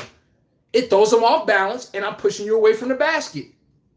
You're trying to focus while off balance. It's a good chance you're about to miss that shot. Come on now. Twin Lannister 289 says, Akeem Olajuwon, best big footwork. Hell yeah. Far to none. I ain't trying to have it. I just wish he'd have got more rings out of his greatness. Hell yeah. And hold on, let's get to the other chat. Let's get to the other ones. Okay, what else we got? Nah, just pull him away from the basket. Everybody, we thinking it's too much. Let me help y'all out. Because we overthink these things. Y'all thinking about Dirk Nowitzki and people moving away from the basket, right? Shaq is the most dominant physical specimen the game has ever seen. I just don't think y'all understand that. Like, for real, bro. The man be having 35 points, 25 rebounds. He do this mad times. 55 points, 30 rebounds. Like, most of y'all, no disrespect, most of y'all never got a chance to see Shaq. I'm talking about Shaq in Orlando, Shaq with the Lakers. Y'all just saw Shaq with Miami Heat. He still got a ring there, but that was Shaq getting on the fatter end. I'm just being a buck with y'all. Y'all don't know the Shaq that I'm talking about. The Shaq I'm talking about, Jokic, I swear on my life, I don't swear. I guarantee you by the first 2 minutes of that ball game, it's going to be next big man coming in. Jokic got like 3 fouls, and you don't even understand what just happened. Y'all do know that's what he do to everyone, right? I'm talking about big men better than Jokic with footwork, better defensively and everything. And hold up, is that Tom in the building? Tom, 181-888. What's good, my brother from another mother? Huh? Tom is in the building. What's good, my guy? How is you doing? How was your weekend, by the way? And did you also see the belt being put to ass? Oh, yeah. This ain't whack. I ain't going to diss no podcasters. We're not those, oh, let's read the stats and all right, let's read off a sheet of paper. Oh, no, we don't do that here. Come down in the modern day Sports Center with your boy Chase. With the little funk, the little parsley fake, the little seasoning. Just a little something, a little spice on it. Something nice. I'm not here to be his friend, LeBron friend, my Lakers friend. Whoever do bad, I'm strictly on their ass. No pandering, nothing. That's what makes this show one of one. But okay, Payton Pritchard is a cheat code. The boy was on hot. Listen, Payton Pritchard, I'm being buck. Payton Pritchard, the man was hot as lava yesterday. He was spitting hot fire, whatever you want to call it. The boy Payton Pritchard, the man had his mind made up yesterday. And when he saw a 1-3 go in, that damn basket opened up much more water.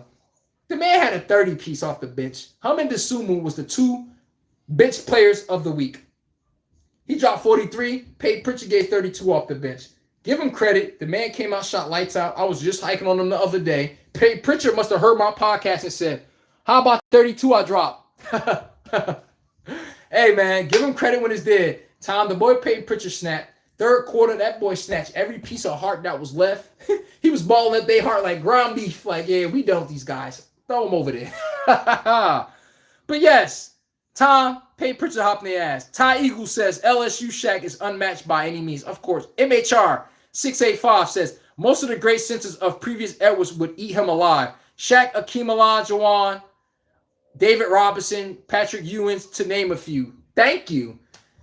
You can get away with today not playing no damn defense. Who's a big man that's going to challenge him? He's not playing my Lakers with Pau Gasol and Andrew Bynum. They're getting the ball. Jokic don't get to sit his fat ass at the line and take a breather because he's Dean Bismack Biyombo. Jokic don't get a break for Dean. Who's that? Josh Hayes on my team. I forgot his name. Hayes. DeAndre Ayton. Who's Jokic guarding today that he's in foul trouble? Now, if I ask this question, I seem like I'm hating, right? Jokic don't D nobody that's worth guarding. You know when Jokic get in trouble, everybody? When he plays the Timberwolves. Why? Where is Jalen? Where, everyone, explain to me. Where is Julius Randle going with the ball? We all know where Julius Randle going with the ball. Downhill. Unless you catch him in his jump shooting day. Where do you think Anthony Edwards about to go? Where do you think they team going? Why the only team in the NBA that knows when they play the Nuggets attack the paint? Why Jane Daniels said all their defenders are bad? Everyone, they're trying to say it without saying it, without pointing a name out. If you say a get downhill, you say that when you go against the Spurs? Do you say that when you play against the Dwight Howard? Against my Lakers with Shaq. You ever heard somebody say get downhill and get to the rack? Ben Wallace. You ever heard that? David Robinson, Akeem Olajuwon, Patrick Ewing, Alonzo Mourning on the Heat. You ever heard people saying get to the paint? Yo, let's get to the paint. Hell no. Yao Ming, hell no. That's the last place you wanted to go. Wemby, that's the last. Why would we talk about the Nuggets? We just, okay, we're going to the paint. And when you make people have to admit it today, oh, they're going to make up all these excuses. Instead of saying Jokic don't play no damn defense. It's okay to say it. Y'all try to hike on Luka all day. All day. Y'all got to stop doing that. Y'all hike on my boy all day. But one thing we got to do, make sure we're not doing no favoritism here. Everyone gets called out. There's no way they can give up all those points in the paint every game. They're giving up all these offensive rebounds. Rudy Gobert was looking like Shaq some damn points in the game. Rudy Gobert. Julius Randle is giving them hard times on defense. And y'all want me to believe that he's dominant in today's modern game. Give Jokic that. Is he dominant in today's modern game? He didn't make it this way. He didn't say lack of centers. That's not Jokic's fault. Give him his credit. Don't y'all dare start mentioning with them other centers. I'm like, bro, listen here. I could imagine you on a block with Shaq. Oh, my God. Oh, I don't even want to think that stuff right now. I'm not even trying to think that stuff right now. Oh, my God. Jokic guarding Shaq. Oh, my God. Kobe about to get the ball. Actually, everybody go over there. We're going to head into this until he stopped him. We're going to go into Jokic do something. I'm just letting y'all know how the game about to go. I'm not about to lie and say some stuff y'all want to hear. I'm not doing that, all right? Jokic would embarrass, Shaq would embarrass Jokic. David Robinson is a physical specimen. Akima, y'all talking about big men that's not letting you off. They're not letting their foot off the brakes per play. They're not about to sit there and let you catch your breath. Why do you think Stephen Curry, y'all know when Stephen Curry struggled? He finally goes against a guard that tired his ass down. Everybody, who do they put on Jamal Murray? Jaden Daniels, 6'9", bigger. He can contest playing moderate, and he can chase you across all these screens with his length. Isn't that not what they do with Jokic too? Same thing. They're not used to being worn down. Steph Curry used to run around screens tiring you out.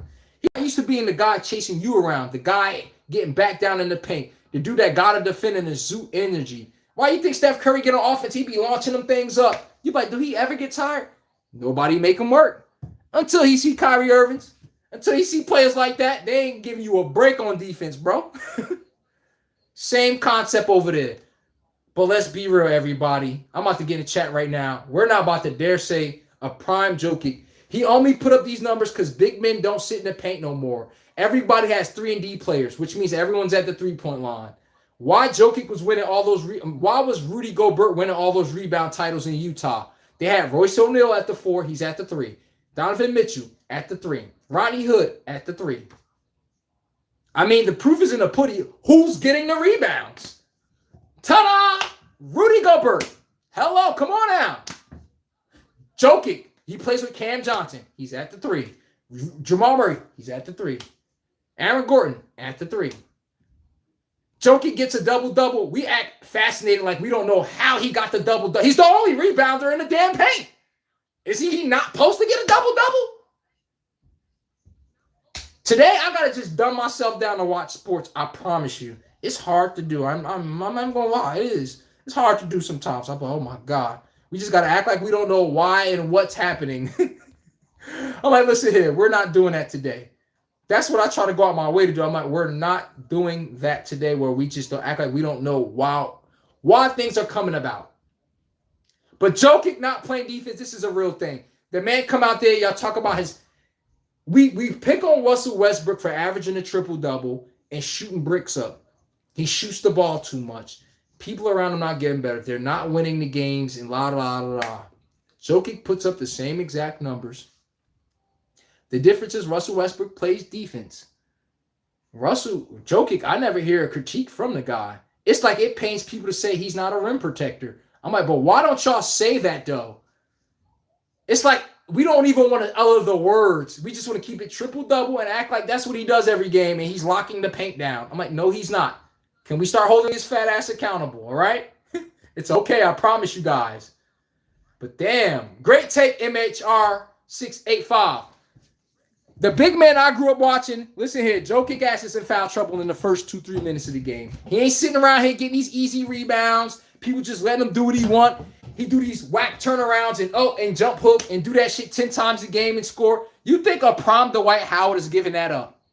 Look me in my damn face and tell me a prime Dwight Howard is giving that up. Dwight Howard used to grab them shits out the air. Gimme. Make it look easy too. Y'all used to mediocre big men. Y'all see them finesse big men. Jarrett Jackson, before he had a jump shot on the Grizzlies, he on the Utah Jazz, now he's shooting all these threes. He used to be another great defender who won Defensive Player of the Year. Ty Eagle says 76ers is going underground. Tom, my brother, 181 said, my brother who only tells the truth. If you don't want to hear the truth, you might have to go somewhere else. You might have a problem with the truth. My brother gives it in facts. Yes, sir. You ain't got to like it, but you got to what? Hold up. You better learn to goddamn love it. I ain't here to pander to nobody. I'm sorry I point out Jokic don't play defense. I know we all got eyes. We see the damn game. We see Jokic don't play no defense. We all just do this thing. Gee, I don't know why they lost. I'm like, yo, y'all got to stop doing that. Let the Lakers give up what they give up in the paint. We're going to be talking about the Lakers lost the game in the paint. When the Nuggets lose the game in the paint, we do this dumb game. Oh, and we just let the Nuggets lose. They slide right under the rug. No one mentions, hey, what about that fat guy in the paint? Why do they keep scoring on him? How come when they go up at the rim at him, he just does this and move out the way, and they just get an easy layup? I'm like, it's okay, everybody. It's intervention moment. You know, we say you don't have a problem. You never know you have a problem until someone tells you. Well, I'm telling you, Jokic has a defensive problem, and y'all not addressing it. When a team wants to get downhill, they're trying to say something without saying it. You soft as wallpaper. You soft as Charmin. We don't believe there's no resistance to that rubber band down there. They got punched in their mouth in the paint. Back in the day, you come to the paint to Alonzo Mourning. He said, I don't know how, like, yo, Tom said it. I don't know how y'all forget about Alonzo Mourning. Facts. I don't know how y'all forget about him. For real, from Georgetown. It's something about Georgetown. They be breeding some dogs down there. But Alonzo Mourning. You think you about to get the ball and be Jokic, and y'all see what he do in the lane? Jokic just get the ball and throw up a junk hook. You think he getting out and prime Dwight Howard, Alonzo Mourning, David Robinson, Dikembe Mutombo, and these people? Y'all see all these names I just mentioned? Shaq used to be embarrassing their ass. Sit there and fathom that. The person I'm saying, Shaq used to sit here and take all their lunch money. Did they get some games back on them? Let's be real. Yes, they did. I'm not sitting here saying every time Shaq won the battle. But let's be real. But great take on that. Tom won. My brother said that. Ty Eagles said OKC MVP. I'm with you on that one. He said facts. Marvin Lewis, certain people ain't care. Ty Eagles, the Denver Nuggets are done. Everybody. The Nuggets, y'all see a comeback coming for them? The Timberwolves is just too physical for them. Jokic is like a Kirk Cousins of basketball. Y'all know pocket passers? Jokic is a guy that likes to get right there by that free throw line, right at the top of the free throw line, because you can't double team from either way if you're smart enough. LeBron do it too. As soon as you go reaching for anything, back cut, layup, you see where the assists come from. You anticipate the back cut, pop back out for the three. Damn if you do, damn if you don't. The Timberwolves, the only team to say, let him score. We're going to believe that Jokic can't beat us by himself scoring with 2-pointers. If we could stop the threes and stop trying to overhelp on this guy, could he beat us by himself? Every time the Timberwolves play him like that, who's leaving home with a W and L? The Timberwolves are leaving with that W, and I see the Nuggets every time looking like this. Then you watch the next team play the Nuggets. They somehow, for some reason, start to try to double team Jokic, start helping on defense, and y'all see him get all his assists. It's called stay home, play man-to-man on Jokic. It's not damn hard. It's common sense. Aaron Gordon had 9 shot attempts. Why? You're staying home. How does he get in a rhythm when we're staying home? The only person that's going to get the ball from Jokic outside of that is Jamal Murray in a 2-man game. The Timberwolves the only team that pay attention to the IQ of attention to detail on the Nuggets. They're a pocket passing team led by Jokic. How do you throw a team off its timing? As soon as they inbound the ball, they're picking them up 90 feet. By the time they even start running their offense, they're under 10 seconds in the shot clock. These little things is getting the Denver Nuggets up out of here. Y'all looking at the ball going to hoop. They're strategically beating them, making them turn up and down that court. He just got the ball over the court, half-court line. He just wasted like 5-6 seconds. He just called offensive play out. People get in their spot another 5 seconds. Next thing you know, Jamal Murray shooting a bad shot. One-legged fadeaway with a hand draped in his face. The little things. Come on, man. The little things. And Jaden Daniels is making him work he's making him work. Rudy Gobert just not letting Jokic get to his spot. He bumping his ass right off the spot. He making him catch the ball further. Now you're resetting. You don't have that court vision that you normally see at the middle of that foul line. See, today's basketball, we just let players get to their spot. You know how you get the ball, they palm it like this. They got the ball in the air. Nigga checking his iPhone messages. He over here, he raped his girl in the crowd. Y'all ain't put no defensive pressure on him. Listen, Shaq didn't play in that era, okay?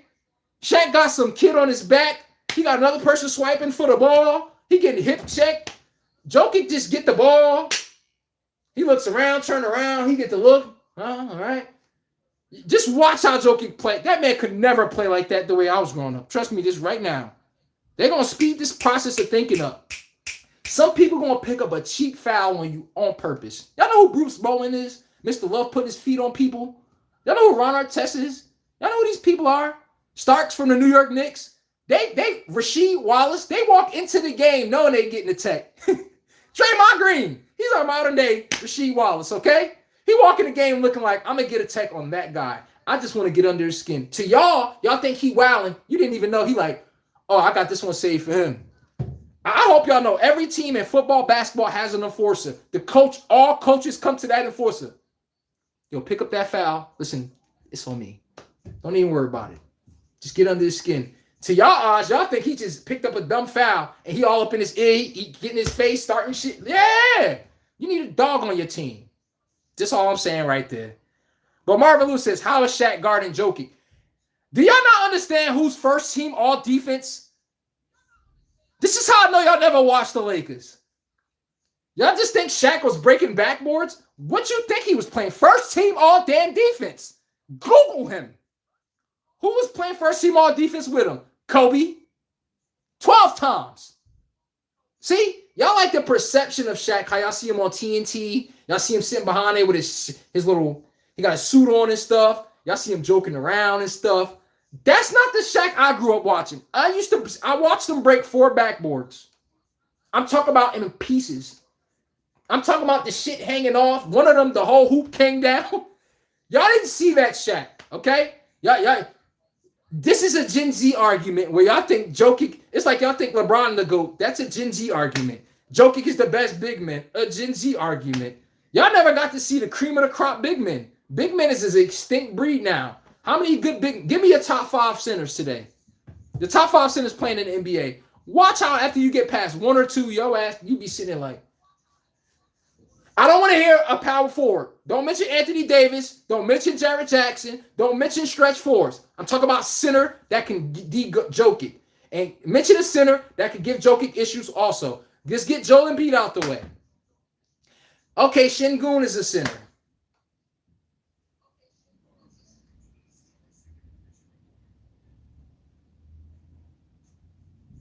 I go to Shaq time. I'm naming names forever. I don't know where I'll start. And they all good on defense. They ain't no slouch, and you just about to keep picking on them. Jokic don't play against that today. That's not his fault. Don't hate on the guy for that. But at the end of the day, have some common sense, like you know why them numbers being put up. How is Shaq guarding Jokic? Everyone. I'm not going to lie. How is Shaq guarding Jokic? Go look up Shaq highlight. Go look up Shaq career. How many people can say, I was kicking Shaq ass? Yo, when we start this offensive possession, we're going after Shaq. Shaq averages 3 blocks a game. You know how much season he did that? 2.8, 3 blocks a game? That's the last person you're going at on our defense. I'm saying this right now. Right now. How the Lakers is top 5 in defense in all them seasons of us going to them finals with Shaq.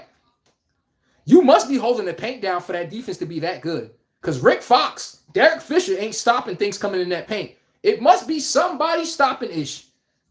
Kobe Dean, the best perimeter defender. Shaq got the best low post presence. End of discussion. Everybody, how he won those rings? Who did Shaq have to go to? Tim Duncan and David Robinson. Before David Robinson hung it up and gave the torch to Tim Duncan. Who Shaq had to go through? Who Shaq got a guard? Are you serious? We talk about Tim Duncan dropping 24 and 12. Jokic don't know what that is. Okay? No disrespect to Jokic. He didn't get drafted. He was born in a different time. That got nothing. Say Jokic is the GOAT. Oh, he's the best center of his decade. You know how they say fighter of the decade? Say Jokic is the best big man of the Gen Z era. The 2015s to 2025, Jokic was the big man. Best big man. Or something like that. I'm fine with that. When you start trying to say he better, y'all niggas is wilding. Boy, y'all wilding. Y'all wilding. You don't win a three-peat with a guy that you can just pick on a guy like that. How is Shaq D and Jokic? I'm still stuck on that. Shaq D's everybody. What you mean? He the guy that you don't want to. Shaq was LeBron before LeBron. I'm letting y'all know this now. The man was an alien. Someone that big is not be able to supposed to move that fast and jump that damn high. And it was all cut muscle. I'm just saying. Marvin Lewis, 1583 says, you saying big man, how haven't played against bigs with joke skill set? We been saw Jokic, bro. Are you crazy? See, that's Gen Z basketball. I'm trying to tell you, look. Y'all don't know who our modern day Jokic was, everybody? Who's Jokic for us? How are you going to get 10 assists and you're playing with a traditional big man? Let me just throw a monkey wrench on all y'all stuff. With Jokic, how are you going to get 10 assists like Jokic do in the era of basketball I grew up in, and Mutombo's always sitting in that paint? Dwight Howard is always sitting in that paint. He's not at the three-point line being a stretch big. There's no Dirk Nowitzki's at center. He's sitting in the paint. It negates floor spacing, which means we can stay home on shooters. That's all the Orlando Magic did with Dwight Howard. Stay home on shooters. Anyone get by? Same thing they do with Wemby. Dwight Howard going to clean that up. And what he did, clean that shit up. What you think the Lakers was doing? Shaq was cleaning that shit up. What you think Tim Duncan and David Robinson was doing? Same thing. Come on, man. Joke's skill set. He's not even athletic to get off the ground. Let's just start there. How are you going to do Shaq and you can't get off the ground? How are you even going to contest a shot? That's laughable, bro. Now, am I saying Jokic is not going to score a bucket? Come on, bro. We're not saying that. I hate when we do that. I'm talking about, listen here, Shaq is going to have that man in foul trouble. He's up out of here. But let's keep getting to the chat. Marvin Lewis, this talk to text is crazy, LOL. Jamal Rocket to 7. That is his fault. No, it ain't. Cat don't play defense. I'm with you on that one. Question. How many bigs are number one option on offense and defense today? That's my point. Your questioning yourself hurts your own argument. That's my point. How many bigs are the focal point of their team on offense and defense? That's our point. It's a dying breed. The fact that it's like seeing one good-looking girl in a mediocre school. You're going to think she's the best thing since sliced bread because you see nothing better. Us, at least we can say Shaq. Shaq gave him the rings, which was over everyone else in his dominance. But at least Shaq, at least in his time, we could say, I don't know, Tim Duncan, man. I mean, the little young bull's something different. David Robinson, different, man. I can still keep naming people. Keem Landron, Patrick Ewing. The list goes on. I don't want to keep missing people names so they can make it seem I'm being disingenuous to the next. Jermaine O'Neal, Ben Wallace. The list goes on. We get to this era. You get past 3-4 names. That's it. Y'all know this. You know how much teams is in the NBA? That should tell you something. We're in a decline in the center position. So that gets Jokic moved up way higher than he should be. When really he got no one to compete against. Is that his fault? No. But the NBA is soft, and we act like we don't know that. And then we act like that don't cater to Jokic numbers looking the way it do. That's all I'm saying. And Marvel said number one option or on defense or offense. Wait and listen to what you just said. The whole team is trying to beat one man. Big man who can't shoot and have no footwork. Hey, everybody. I mean, whatever you say. I wish I could come up. I wish I could come up. Wait. What's the criteria? Swagging, I'm outside. How is Jokic stopping Shaq? Hey, Swagger, I'm outside, bro. I'm just Has Jokic ever won a three-peat? Has Jokic ever sniffed near a three-peat? You have to be a rare type of breed to be able to do that. That's the hardest time of the NBA. Y'all don't know when the NBA was at its peak when Shaq was there on the Lakers. Yes, sir. We got T-Mac and Vince Carter on the same team on the Raptors. Jerry Stackhouse still putting down buckets. Spurs had Steven Jackson. Before y'all knew him, before he got on the Bobcats putting down 20. Bruce Bones, they had David Robinson and Tim Duncan on the same team. Steve Nash on the Mavericks with Michael Finley and Dirk Nowitzki. Like, do y'all want me to keep going what Shaq had to go through? And we had to win those rings in the Western Conference. Jokic got one ring out of all the stats. All his stats and so-called dominance, where the hell is it showing up here? How come they don't transition to these? Everybody trying to stop Shaq. Everyone knows this coming into the game. The man still pulled off 3 straight rings. And they know exactly what's about to happen.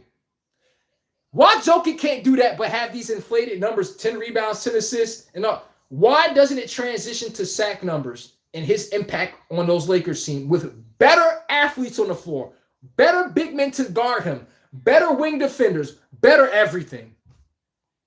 Explain to me how Shaq won 3 straight in a harder era where Jokic is in an era with no defense. He still can't win. When did we ever have a Jokic era? We got a Stephen Curry era. Where's Jokic era at?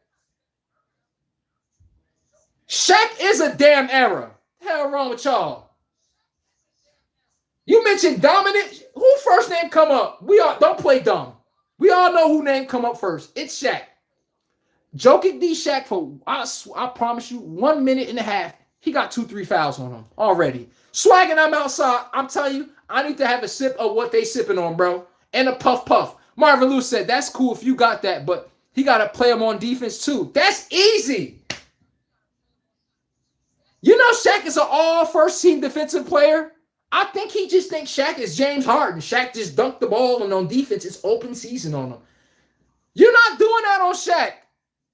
Y'all got to understand, I watch all my Lakers game. He's the last person you want to dare go at. Shaq and Kobe. What you trying to do is pick on Derek Fisher and Rick Fox. That's really where we used to pick on us at. And when we was running the ring against the Dwight Howard and the Celtics, you wanted to pick on Luke Walton, Derek Fisher of the worlds. You wasn't trying to pick on Andrew Bynum and Pau Gasol, bro. We ain't got a lot of kicking on my show. I'm just letting everybody know that. Hit that like button, subscribe. And he says, the people you naming can't shoot or have his type of footwork. Akeem, who cares about shooting? Dirk Nowitzki had the best jump shot to modern day time for a big man. How much range Dirk Nowitzki had in that era that I'm specifically talking about? Dirk Nowitzki won a ring when Kobe finally got his knee hurt, when Shaq got old and retired. D. Wade was checking out of the league. Why Dirk Nowitzki and all those number one seed Maverick teams with Josh Howard? I know my shit, man. Jason Terry, Mr. Six-Man Jet, the Jet. Yeah. Dirk Nowitzki winning MVP. Dirk at his apex. Oh, my God. Y'all had to see it. But guess what? They going home to the 8th seed in the playoffs. They can't win a meaningful game to save their life. Where's all these jump shooting big men? Have they ever accomplished what Shaq did? If they were so great at their craft or what makes them special, why doesn't that dominate and transition to their game and dominate in their era?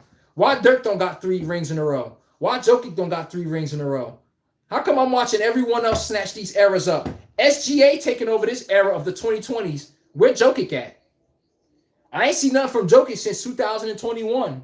We're in 2026 now. We need to start having these conversations. That's all I'm saying. MHR says, Marvin Lewis, all those centers had better footwork. Okay. Shaq didn't need footwork. Shaq just said, give me the damn ball. I'm running through this guy like he's nothing. I'm going to break his will. And he did it every single game. That's called dominance. And you know it's coming. Still did it. Jeffrey Burgess did. Oh, my God. I forgot about Dennis Rodman. My bad, Dennis. Rodman. Jokic don't know what the hell this is. We talking about guys that come on the court like Rodman, Akimi Mutombo. They here strictly for defense. They like defense. Them playing great defense, almost them getting the ball on offense. Dennis Rodman would have 20 rebounds and 2 points. 1 shot attempt. He ain't here to do none of that. He here to get the ball off the rim and stop you. I'm stopping you like he got 30 points. I'm just being a buck with you. Jokic don't know what that is. No offense to the guy. Like I said, he didn't make it this way. But we got to stop comparing. Jokic ain't... I'm trying not to be disrespectful right now. If I really want to say what I really want to say, Jokic ain't even in the same stratosphere as Shaq. I know for a 1,000% fact, based on how we play defense, all we did is stick to shooters back in the day. Why you think you saw better crossovers? AI putting people on the ground. Jamal Crawford. You had to be able to know how to play on the ball defense. On defense as a center, you had to know how to stand your ground. No one's about to help your ass. Only time we helping is if Kobe got 15 straight points. T-Mac cooking or something. Today's NBA, y'all help a shooter's open 3. We just act like we don't know how these assists come about. Why are they helping on defense? Because they don't have much good defensive big men. Y'all think Jokic in that kindergarten-ass offense is about to score on Shaq, Dwight Howard, people like that? Y'all are high. Oh, my God. I need to have a fit and all that y'all having it. Oh, my God. Y'all talk about Wemby. Dwight Howard used to make people physically take business decisions. Don't come in the paint. I watched Dwight Howard do this for like 7 straight years. You know when you play Orlando, do not come down there. The man used to punch floaters to the 5th row of the crowd for fun. You want me to believe he's not tossing Jokic that can't get off the ground? He not punching that further? Use your brain. Come on, man. Like, for real. Aye, man. I don't need y'all to agree with me or nothing. I'm sorry. I come from the best time of football and basketball. We've seen the best talent that football and basketball has to offer from the late 80s, 90s to early 2000s. You're never going to see that era again. Y'all see a watered-down version of it, y'all lose y'all mind. I don't blame y'all. Give y'all moment of fame. Football. Torrey Holt have like 90 catches for like 1,600 yards. Do you know how much yards a catch that is, bro? Y'all put up that same stat line today. You got 130 catches, and we like, and I just got to sit there like, oh, God. Y'all don't know what LaDainian Tomlinson off season is for the Chargers? His off year. The man had 1,500 yards and 12 touchdowns. That's an off season for the man. Today, you put that up in the NFL. First team all, he hit. Oh, and I'm like, we just in a watered down game in basketball and football. I'm sorry. I ain't got a lot of kick it and pander to people to tell them something different. I'm not. But let's get to the chat. Marvin Lewis says, sounds like an easy bucket and assist for Jokic. Hey, that's your opinion, Marvin Lewis. Hey, I know we got opinions. That's his opinion. Marvin Lewis said, you just said centers were sitting in the paint. Now, of those centers, if they could shoot, wouldn't they be more of a threat? Everybody, if the centers from back in the day could shoot, it would take away from the perimeter players. You saw Kobe have more triple-doubles. While LeBron James had few triple-doubles before this modern NBA. He had 32 before they changed the rule. I know. While LeBron got over 100 like this, he had 32 triple-doubles in his first 10 years. How did he just get over 100 like this in this modern time? Because y'all sit at the three-point line all day. Y'all sit at the free throw line. Who gets all the rebounds? Come on now. Let's not play dumb. For real.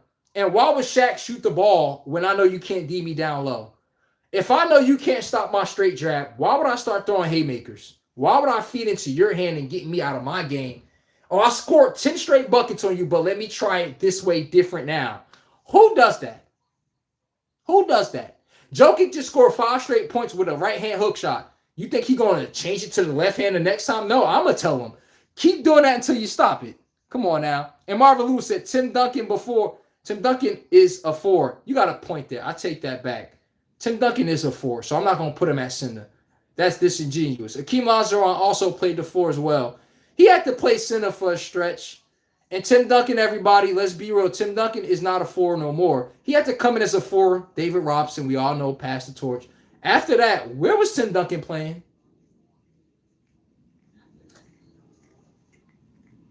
I know what you're saying. Did he get drafted as a 4? Is he traditionally a 4? Yes, but he was playing center for the Spurs. I didn't make it that way. Marvin Lewis says, he says so-called the Twin Towers. Yeah, David Robson. Come on, that was an error. Marvin Lewis says, MHR says, Akeem Olajuwon played 4. He played the 4 his first few years. That's it. Thank you. He had to do that. And when you're first coming in, y'all know a center is the floor general on defense. You need to know your defensive calls, rotations, everything. You're the last line of defense like a safety. You mess up, everything messes up. You gotta season somebody into that role. You can't just throw them out there and expect them to get it. Be on all the defensive rotations. It takes time for you to learn that. And let the veteran hold it down while he show you the ropes after them first 2-3 years. Now you the captain down low. Tim Duncan, Akeem Olajuwon, same thing. And he said, Marvin Lewis said Shaq was barely a number 1 option, to be real. How do you have 3 finals MVPs and you're not a number 1 option? Please help me understand that. How are you a finals MVP 3 times and they're trying to show you you are the focal point? Your numbers is the reason why y'all winning. And Kobe kept coming in second with his 30s a game, But let's be real. How do you get a finals MVP and he won a regular season MVP and a finals MVP in the same season? Explain to me, how is that not a number 1 option? SGA is about to win that this season. What are we going to call SGA? A number 1 option, right? You see how we pick and choose when we do this shit? I'm just saying. If SGA wins back-to-back titles, he wins 2 regular season MVPs in a row, and he wins this title and wins a final MVP. He won all awards 2 years back-to-back. If SGA does that, and we say Water Thunder's won the finals, we're going to say SGA's the head of the snake, right? How come when Shaq wins, he's not the head of the snake, the same exact order? You ain't got to like it, but you need to learn how to love it, okay? Okay. And if he ain't gone to the Heat, what would have happened? Let's be real. Shaq and Kobe know it. If Shaq would have stayed on the Lakers and they wouldn't have their little female beef they had, they easily winning 2 more. Easy. How much range y'all think Kobe and Shaq would have won if they stood together? We were on a 4-peat, bro. They sent the Pistons to stop us. No one ever even sniffed high nor hair that except the Bulls. You understand me? That's called we're dominant. Okay? Come on, man. Best 1-2 tandem duo the game has ever seen. And Shaq said cocky till this day. The best 1-2 tandem this game has ever seen. Kobe and Shaq stamp it. Hell wrong with y'all. And Marvin Lewis said, that's cool. Who got roasted by Big Country? Even Shaq himself said that. He did. Yo, listen, if you play cornerback or center in anything, you're going to get your ass kicked. You're going to give up something at some point. You're playing to get somebody just as good as you. Kobe. Y'all know used to kick Kobe ass, rest in peace. Yo, Gilbert Arenas used to hop in Kobe ass. He dropped 50 on us twice, back to back. I could say that's the only guard. I see with my own eyes. Boy, that boy, I'm talking about Apex Gilbert Arenas, Agent Zero, before the knee injury. That was a bad mother. Shut your mouth. Whew. Oh, my God. He used to be kicking our ass. Yes. Who else? Allen Iverson used to be getting some work. Tracy McGrady used to be kicking out. You know what? I'm being realistic here. You think if you're doing T-Mac, I'm talking about a healthy T-Mac. You think you're holding T-Mac to 12 points? I'm going to see you delusional people. You think you're holding T-Mac to 9 points, 4 for 20 shooting? You high? Y'all know what I'm talking about? You know, I just mentioned this. Y'all see Gilbert Arenas and all these people shacking them. Y'all see them on podcasts, and y'all just see them as a person, a podcaster. I got to see them in their apex. Okay? Gilbert Arenas, listen here. The boy was bad. Bad as it can get. All right? You know, Kobe. Kobe said the hardest person you've ever guarded was Carmelo Anthony. That's all I'm saying, man. Come on. We come from the apex of talent. Marvu said Dirk played the 4. That's why I mentioned them. Marvu said, I thought we were talking about centers. I know. That's why I had to switch it up. And Nick is in the building. My moderator's in the building. Nicholas Hollier. I take ISO Joe over some of these clowns. Thank you. I will take Joe Johnson on the Atlanta Hawks and on the Brooklyn Nets over everybody. Be 1,000. We're going to do the error for error. You're taking Jalen Green over ISO Joe? Look me in my damn eye and tell me you taking Jalen Green off the Suns over ISO Joe. Look me in my damn eye and tell me you taking RJ Barrett over ISO Joe. I didn't even mention big dogs above him. I'm talking about ISO Joe. Let's keep it going. Since I'm about to hurt feelings. Okay, next forward, Jalen Johnson. He puts up triple doubles in stats. He don't even look like Himothy on his own team. CJ McCollum got to keep the kids together. Give me the ball. He got to tell them what to do. Jalen Johnson look like he don't even know what the hell he doing in the Knicks series. He don't. Then y'all hummer about his stat line. CJ McCollum's what's keeping the Hawks together. What time CJ McCollum from? Our time. Dame Dollar and CJ going against the Warriors? That's our time. Why you think CJ got a better bag than most guards y'all see? He like a 15-year pro. You would figure the young bucks would be showing them around. Why CJ McCollum got shit jumping in Atlanta? You tell me why. He got a counter for each counter you throw at him. That's the era we come from. You're not about to have Ron Artest on your ass on defense, and you think you about to hit him with this whack-ass crossover. Ron Artest is on your ass. You understand me? Gary Payton the glove is on your ass, bro. Kobe's on your ass. You need something. You got to hit him with something. And if they on that first move, why do you think Allen Iverson had to put something on Jordan? Jordan not falling for that first move, that second move. Rarely people get them ankles. Gilbert Arenas got Kobe ankles twice. I was watching the damn game, okay? Today, You can just get the ball and shoot three.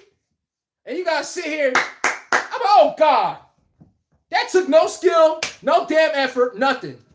Absolutely nothing. How do y'all get assists today? Jokic can assist. Yo, everybody. Draymond Green just got to hold the ball at the top of the key. Steph Curry comes off a pick. Or Klay Thompson, one pass, three. You understand how assists happen? Did he have to actually break the... Draymond Green plays great at the guard. I just have to give y'all context. Does he have to break the defense down? He does sometimes. I'm not picking on him. But I'm talking about the players today. No. They just one pass the Celtics and just shoot a reckless ass three. It goes in, it's an assist. Is he actually breaking the defense down? Chris Paul status, Steve Nash. I got a plan before the play. Darren Williams, when he's on the Utah Jazz, a bad mother. Watch your mouth. Y'all don't know these players I'm talking about. Trust me, I know who Darren Williams is because he used to embarrass Derek Fisher every time they played us. Trust me, I got PTSD of it, all right? I know he got 30 and 8 stash for us every time he played against us. The 2005 to 2008, that boy Darren Williams to be kicking. Go look up Darren Williams versus Derek Fisher on YouTube. You go, oh, I see what you're talking about. Yo, he used to be kicking his ass, bro. Darren Williams, Chris Paul, best 1-2 point guards outside of Steve Nash after he started watering down when he started getting older. But ISO Joe, let's get back to that before I get to everyone else. Let me choose some other guards. ISO Joe or Devin Booker. Next, ISO Joe. This is easy.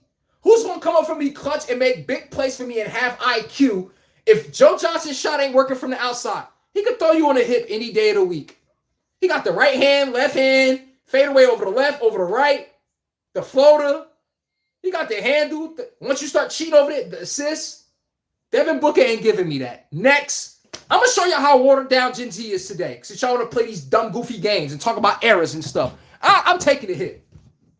Give me any of these little guards today that y'all like. Who messing with Agent Zero? Gilbert Arenas. Who messing with Agent Zero? But I'm going to stay on ISO for y'all. Hold on, let me get to the chat. Marvel said, Marvel said they played way more zone back then. What you mean?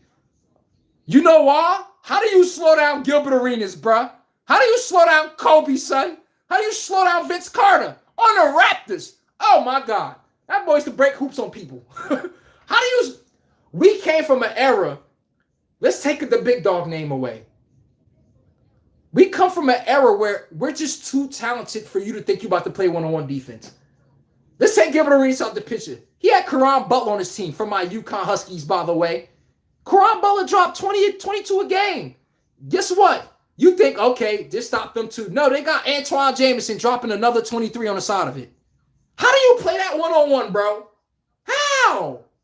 Kobe, Pau Gasol, how do you play that one-on-one? They're going to have their way with you, bro. We don't come from the era y'all watch today where most people can't create their own offense off the dribble. So everyone can't create their offense off the dribble. So you can play man-to-man. You're not afraid of getting beat. DT Mac, he kicking your ass playing that stupid coverage. Okay? Watch the Boston Celtics. Most of them can't create their own shot to save their life. It's either Jaylen Brown getting to the cup or nothing happens. I watch basketball. We're not doing this today, okay? Okay? Joe Johnson, ISO Joe over who else? Who else we got today? Nicholas Hollier said, I would take Chad Johnson over some of these scrubs. Yes, I said Chad Johnson. Yes, that's the Chad Johnson we know. We talking about 85. Back in the day, Chad before the Ocho Cinco. Ocho Cinco started around like 07-ish, 06-ish. But yes, Chad Johnson. I'm taking it there. Chad Johnson.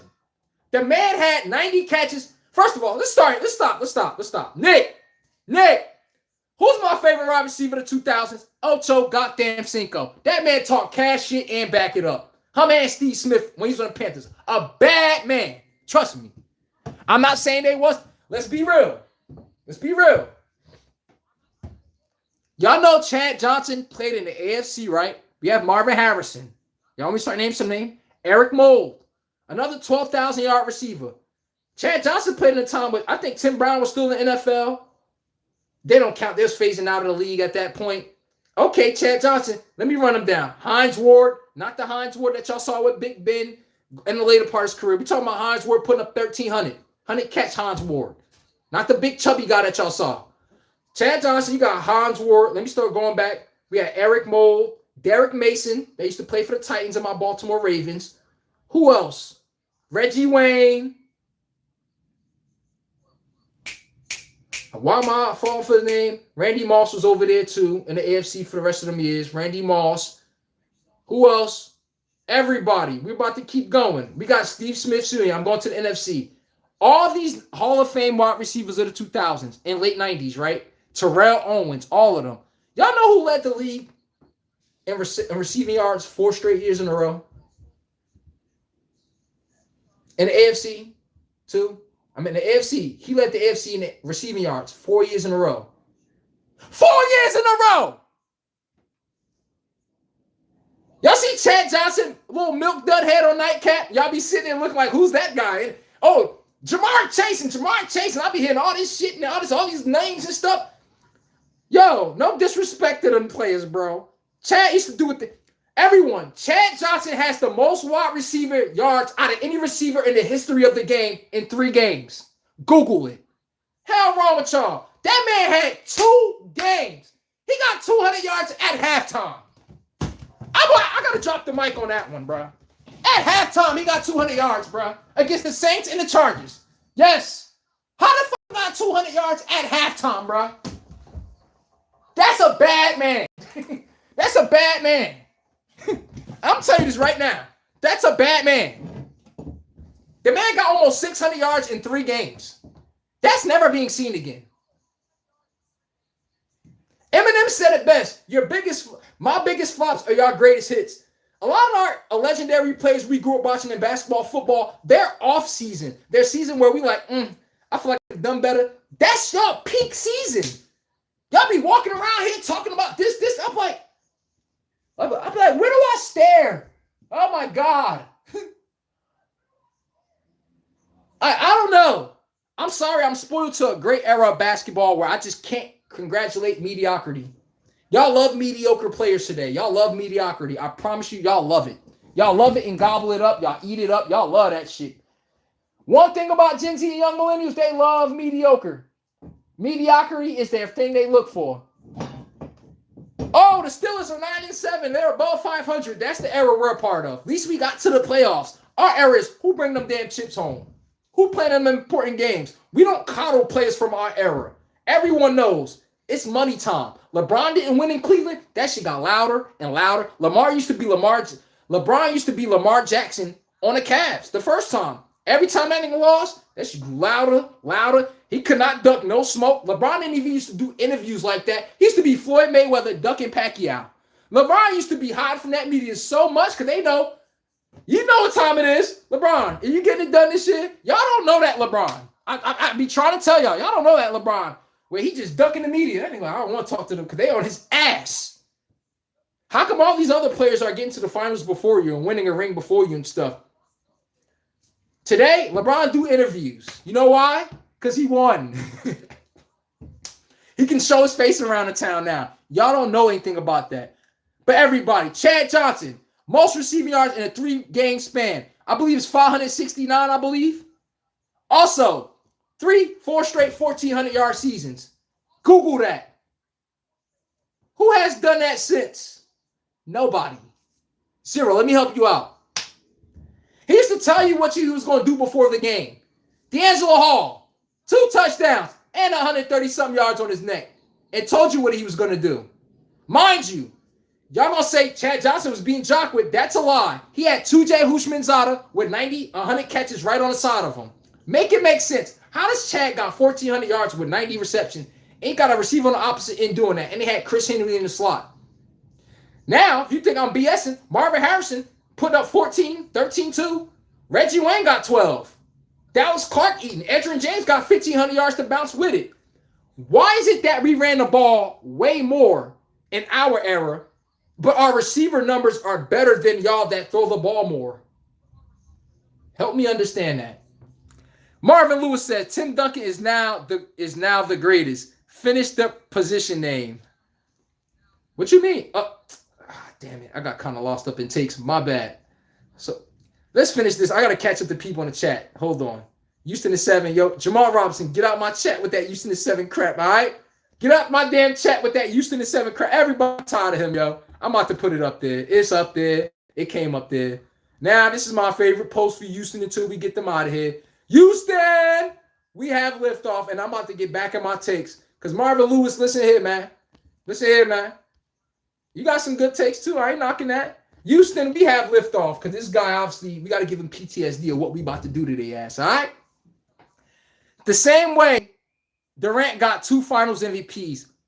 Won't see everybody. Durant got 2 finals MVPs to a team that was winning before he came there. What was my Lakers winning before Shaq came there? Come on now. Kobe finally snapped into that first part of his career when they won that first ring. But who was the better player? I could easily tell you Shaq was leading our team. I don't know where you're getting that from. Obviously, Kobe was wilding too. But come on. About a second one, that's when I'm going to start saying, it's getting a little...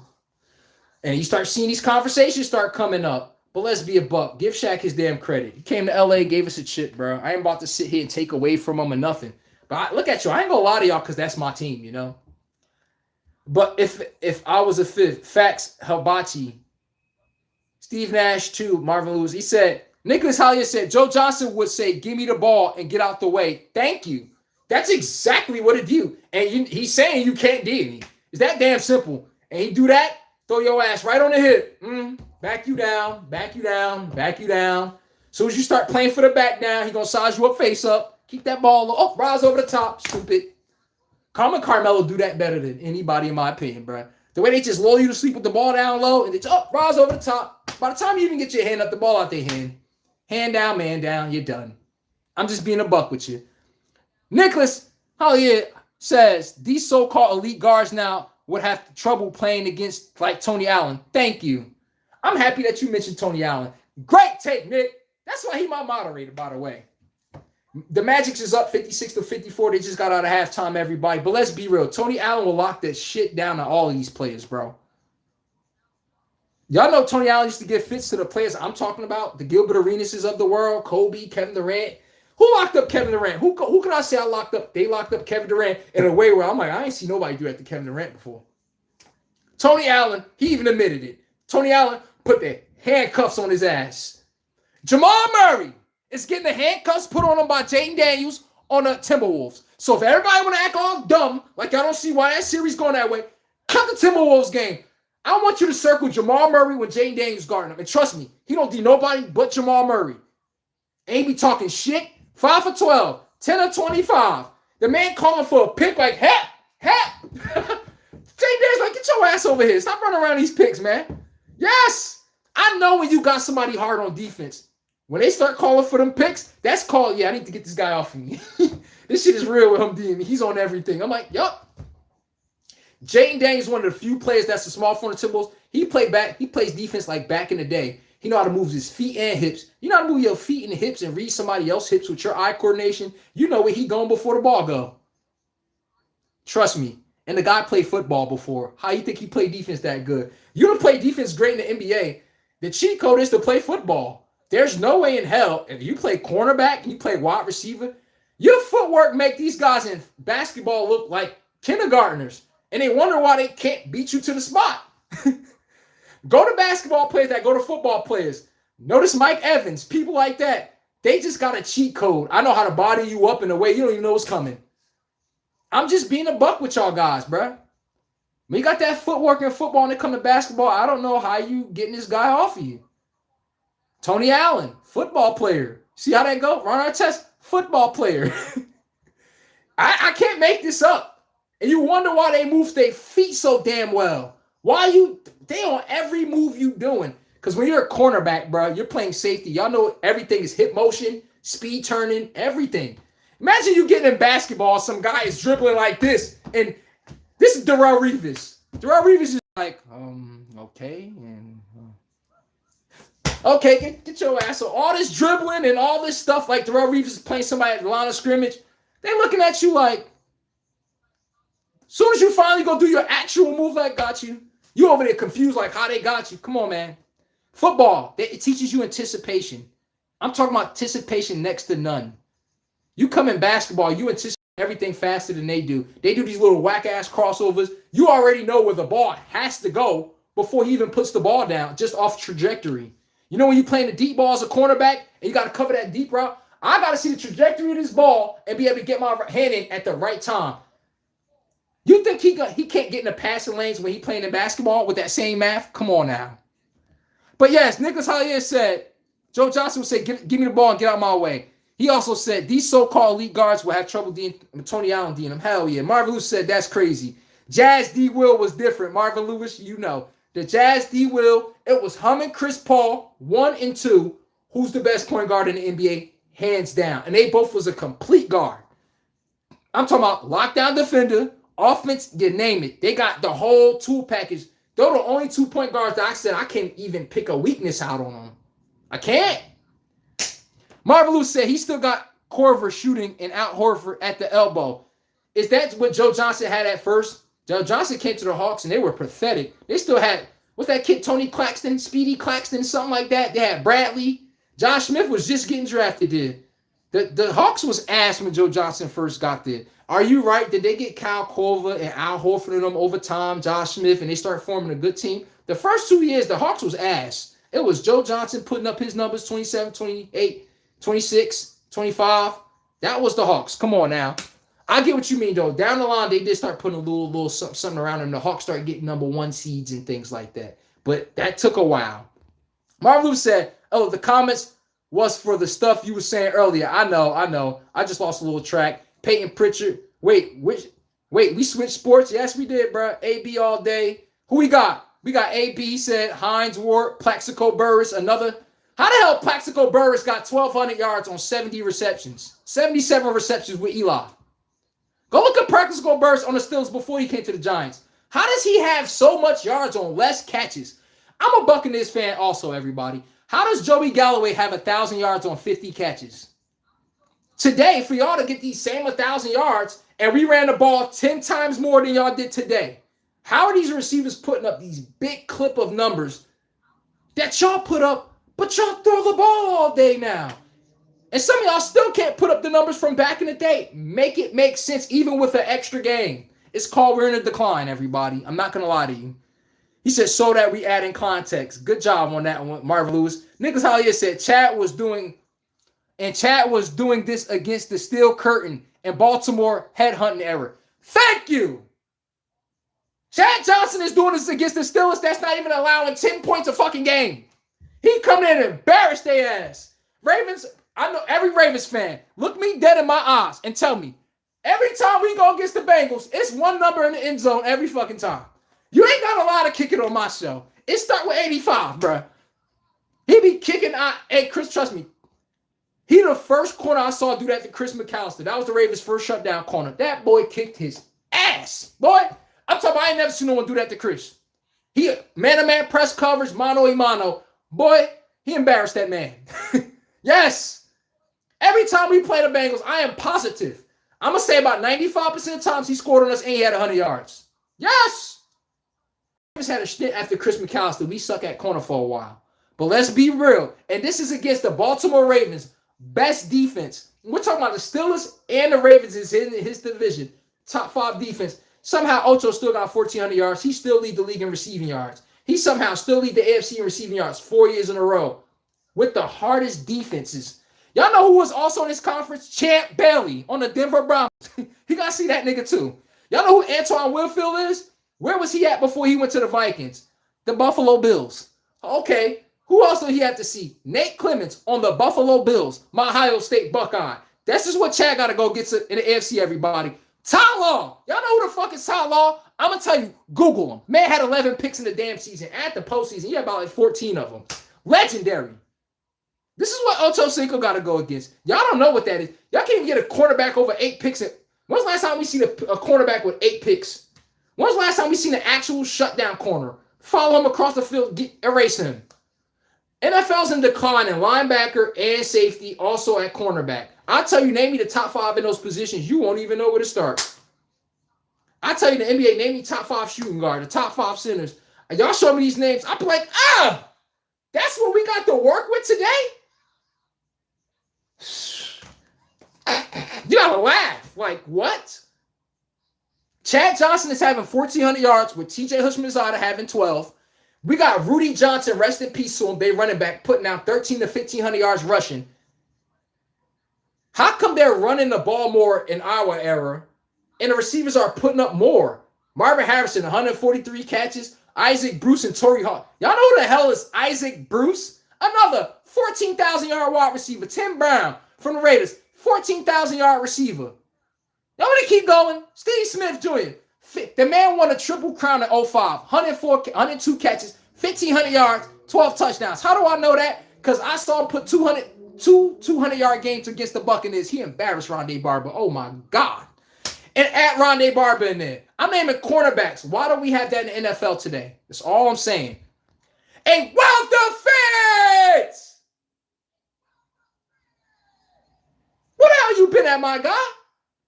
You all right? Things go to family. I don't know where you been at. You always was here. All I know is everybody. When Arizona Wildcats got that, listen here. When the Arizona Wildcats, I'm going to just tell y'all right now, Michigan, something happened to them boys in the tournament. Michigan got that belt out on Arizona. I haven't seen well within since. That's what happens when your team get that belt put on them. I'm joking. What's good, my guy? You good, man? But he said Torrey Hall equals God, the fastest receiver to get to 10,000 yards.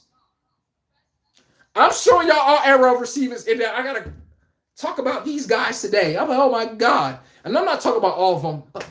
Yo, I got about 5 receivers I could say I like his body of work. Today, y'all know we got a team of 32 teams. How come I'm naming all these receivers from our era on a 32-man roster?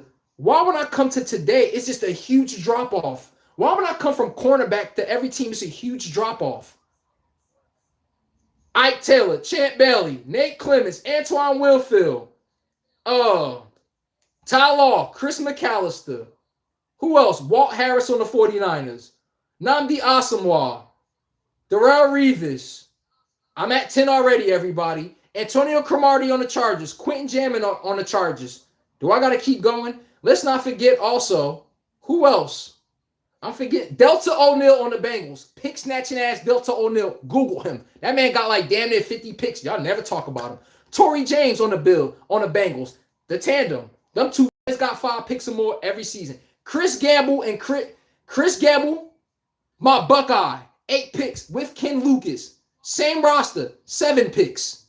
How both of your corners got 7 and 8 picks? Sam Madison and Patrick Surtain. Patrick Surtain, father, on the Dolphins. Him and Sam Madison. Boy, that was a bad, shut your mouth. They had 3 straight seasons, both of them over 6. Both of them. He got 6, he got 7, he got 8. They just trading turns. They both in the Pro Bowl. How both of your corners is in the Pro Bowl? This is who Chad Johnson is. Who he's embarrassing. That's who he is embarrassing. I'm just giving y'all context. Y'all want me to keep going? Huh? That's all I'm saying. I forgot Eagles' corner name. Damn, I just can't remember his name. Remember Brian Dawkins, Ed Reed? You see when we talking about top 5 safety? Brian Dawkins, free safety. Ed Reed, free safety. Troy Polamalu. I won't give him the free, but we're going to put safeties. Because we don't like to dice it up like that. That's not fair. We had Roy Williams on the Cowboys making Pro Bowls every goddamn year. Google him. 100 tackles, 5 picks, 2 sacks, man. On the Cowboys. And he was doing this shit for years. Roy Williams, Ed Reed, Troy Polamalu, Lawyer Malloy, Rodney Harrison, Brian Dawkins, John Lynch. We don't even have this in the NFL right here. Do y'all want me to keep going? I'm going to show y'all the decline in the NFL. Like and subscribe to the channel because I told y'all I'm going to give y'all the best context y'all come across. And I'm going to read all the chats too because I'm trying to show y'all like a watered down product today. Y'all love it too, bro. Trust me. Delta O'Neal got like 7 picks on the offseason. This man kicking ass on a regular basis. Who else? Asante Samuel. What else we got? I ain't going to say Dewan Landry or something, though. Okay, who else we got? John Lynch and Eric, they went on the same team. John Lynch and Brian Dawkins, they both came a season apart. We had Rondé Barber, Derek Brooks at linebacker. But let me stay at cornerback to give y'all context. Wait. Orlando. Well, I'm gonna say Oral V&D.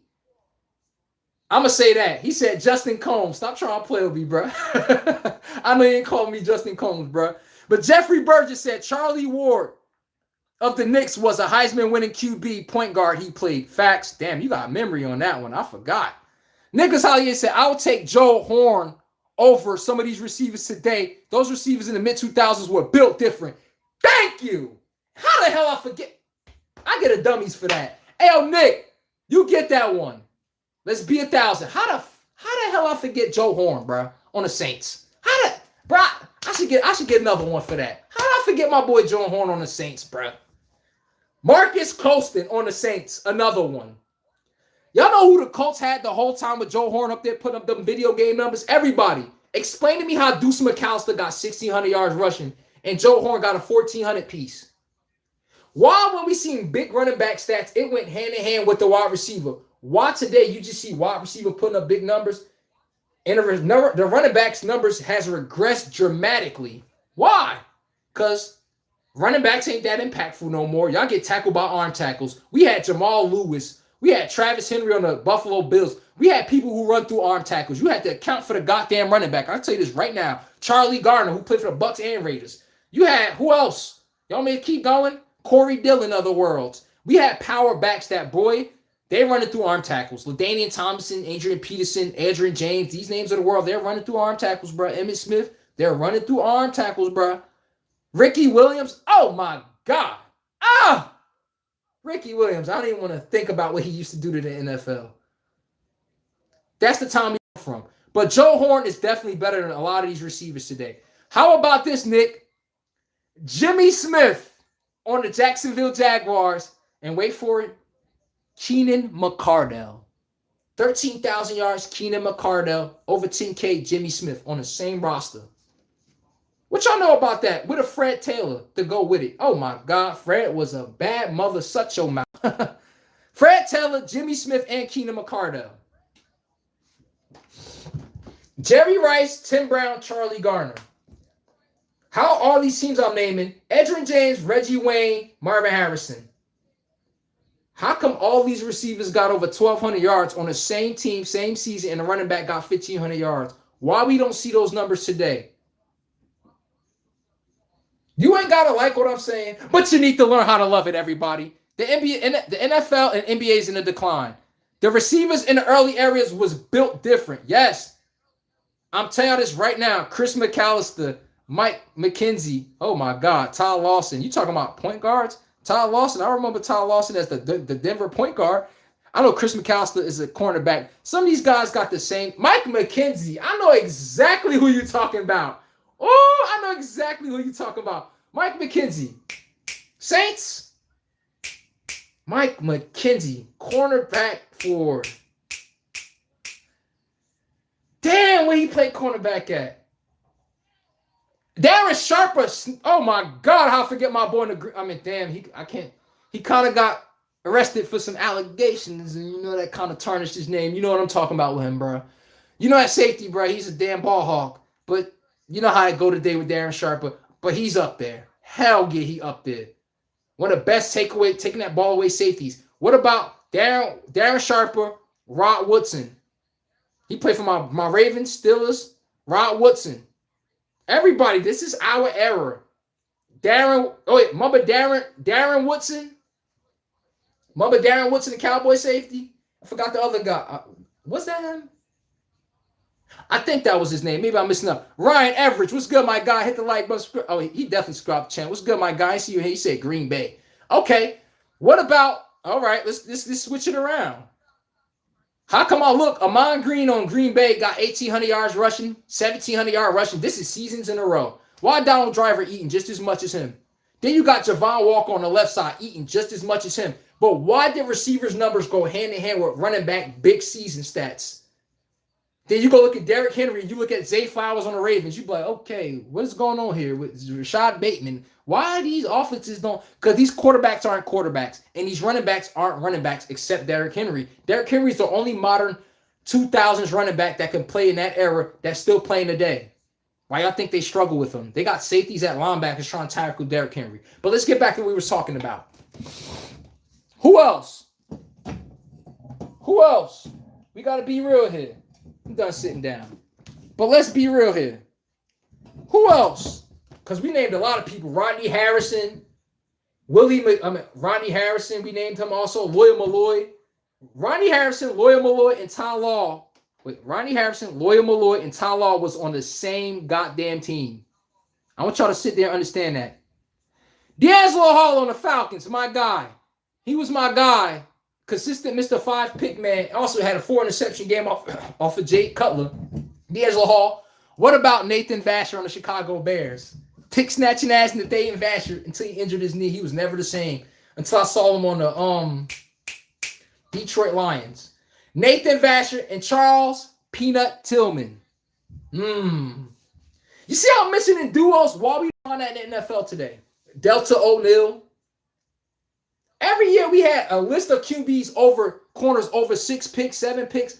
Today, quarterbacks barely throw any interceptions. You know why? Cornerbacks don't take chances. It ain't no damn Asante Samuels jumping the hitch route, jumping the slant route. Today, corners just sit there and watch you make every catch and just make the tackle. You be like, congratulations. I don't pay you to make tackles. I pay you to make, okay? Linebackers were way better in the early 2000s. Don't go there, bro. Hey, Nick, don't go there. Don't go there, man. Let's start with TKO Spikes when he was on the Bengals before he went to the Buffalo Bills. LeVar Arrington on the Washington Redskins. The Commanders. Ray Lewis. We got Bart Scott. T. Suggs. Oh, my God. My boy Jarrett Johnson also. Keith Bullock on the Titans. Keith Bullock on the Titans. Put some respect on his name. London Fletcher. He was Himothy. London Fletcher. What about Zach Thomas on the Dolphins? Mr. 160 tackle. He a walking 160 tackle. He got to be the slowest linebacker I've ever seen make 160 tackles look so easy. He like a Vince Wilfork, but at linebacker. He's just somehow always around the ball. Zach Thomas.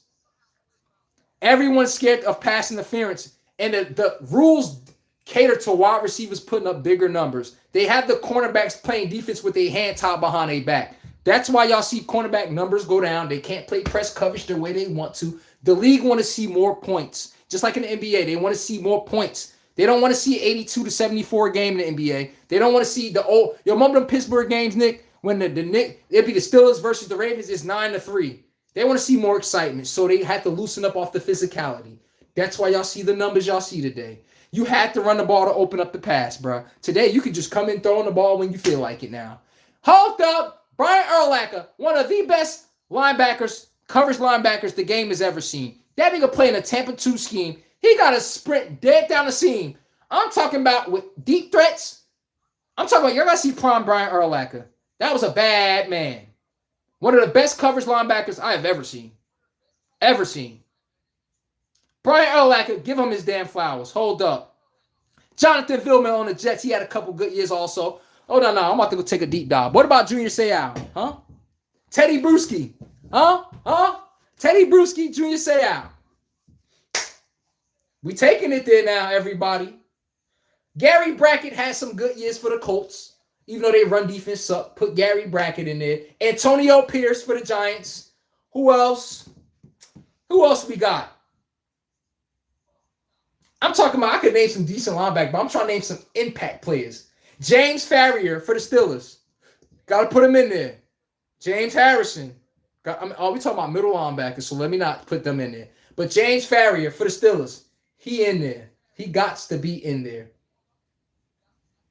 Who else we got at the linebacker position? Are we talking about linebackers in general, bro?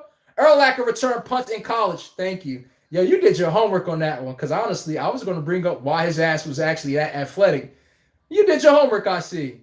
LeVar Arrington, oh yeah, on the Redskins. He was wilding. That's when we used to have Lavernius Coles. They used to have Santana Moss back in the day. That's when Santana Moss had 1,400 yards in the NFC. He came in second to Steve Smith for that. He the reason why Steve Smith won that Triple Crown. Santana Moss ain't playing the final game. That's how he got it. But okay, Willie, we doing outside linebackers. I'm glad he said Willie McGinnis, because you're cheating right now. You know how you cheating, bro? I had him in my damn eyesight. Who do you think I was thinking about when I mentioned Rodney Harrison, Ty Law, and Lawyer Malloy? I mean, it's hard not to mention Willie McGinnis, Teddy Bruschi. Who else we got? Richard Seymour. Come on. All right, so we're going to go Willie McGinnis. So we're going outside linebackers. Derek Brooks is up there. Explain to me why we are naming all these linebackers. Joey Porter. Oh, my God.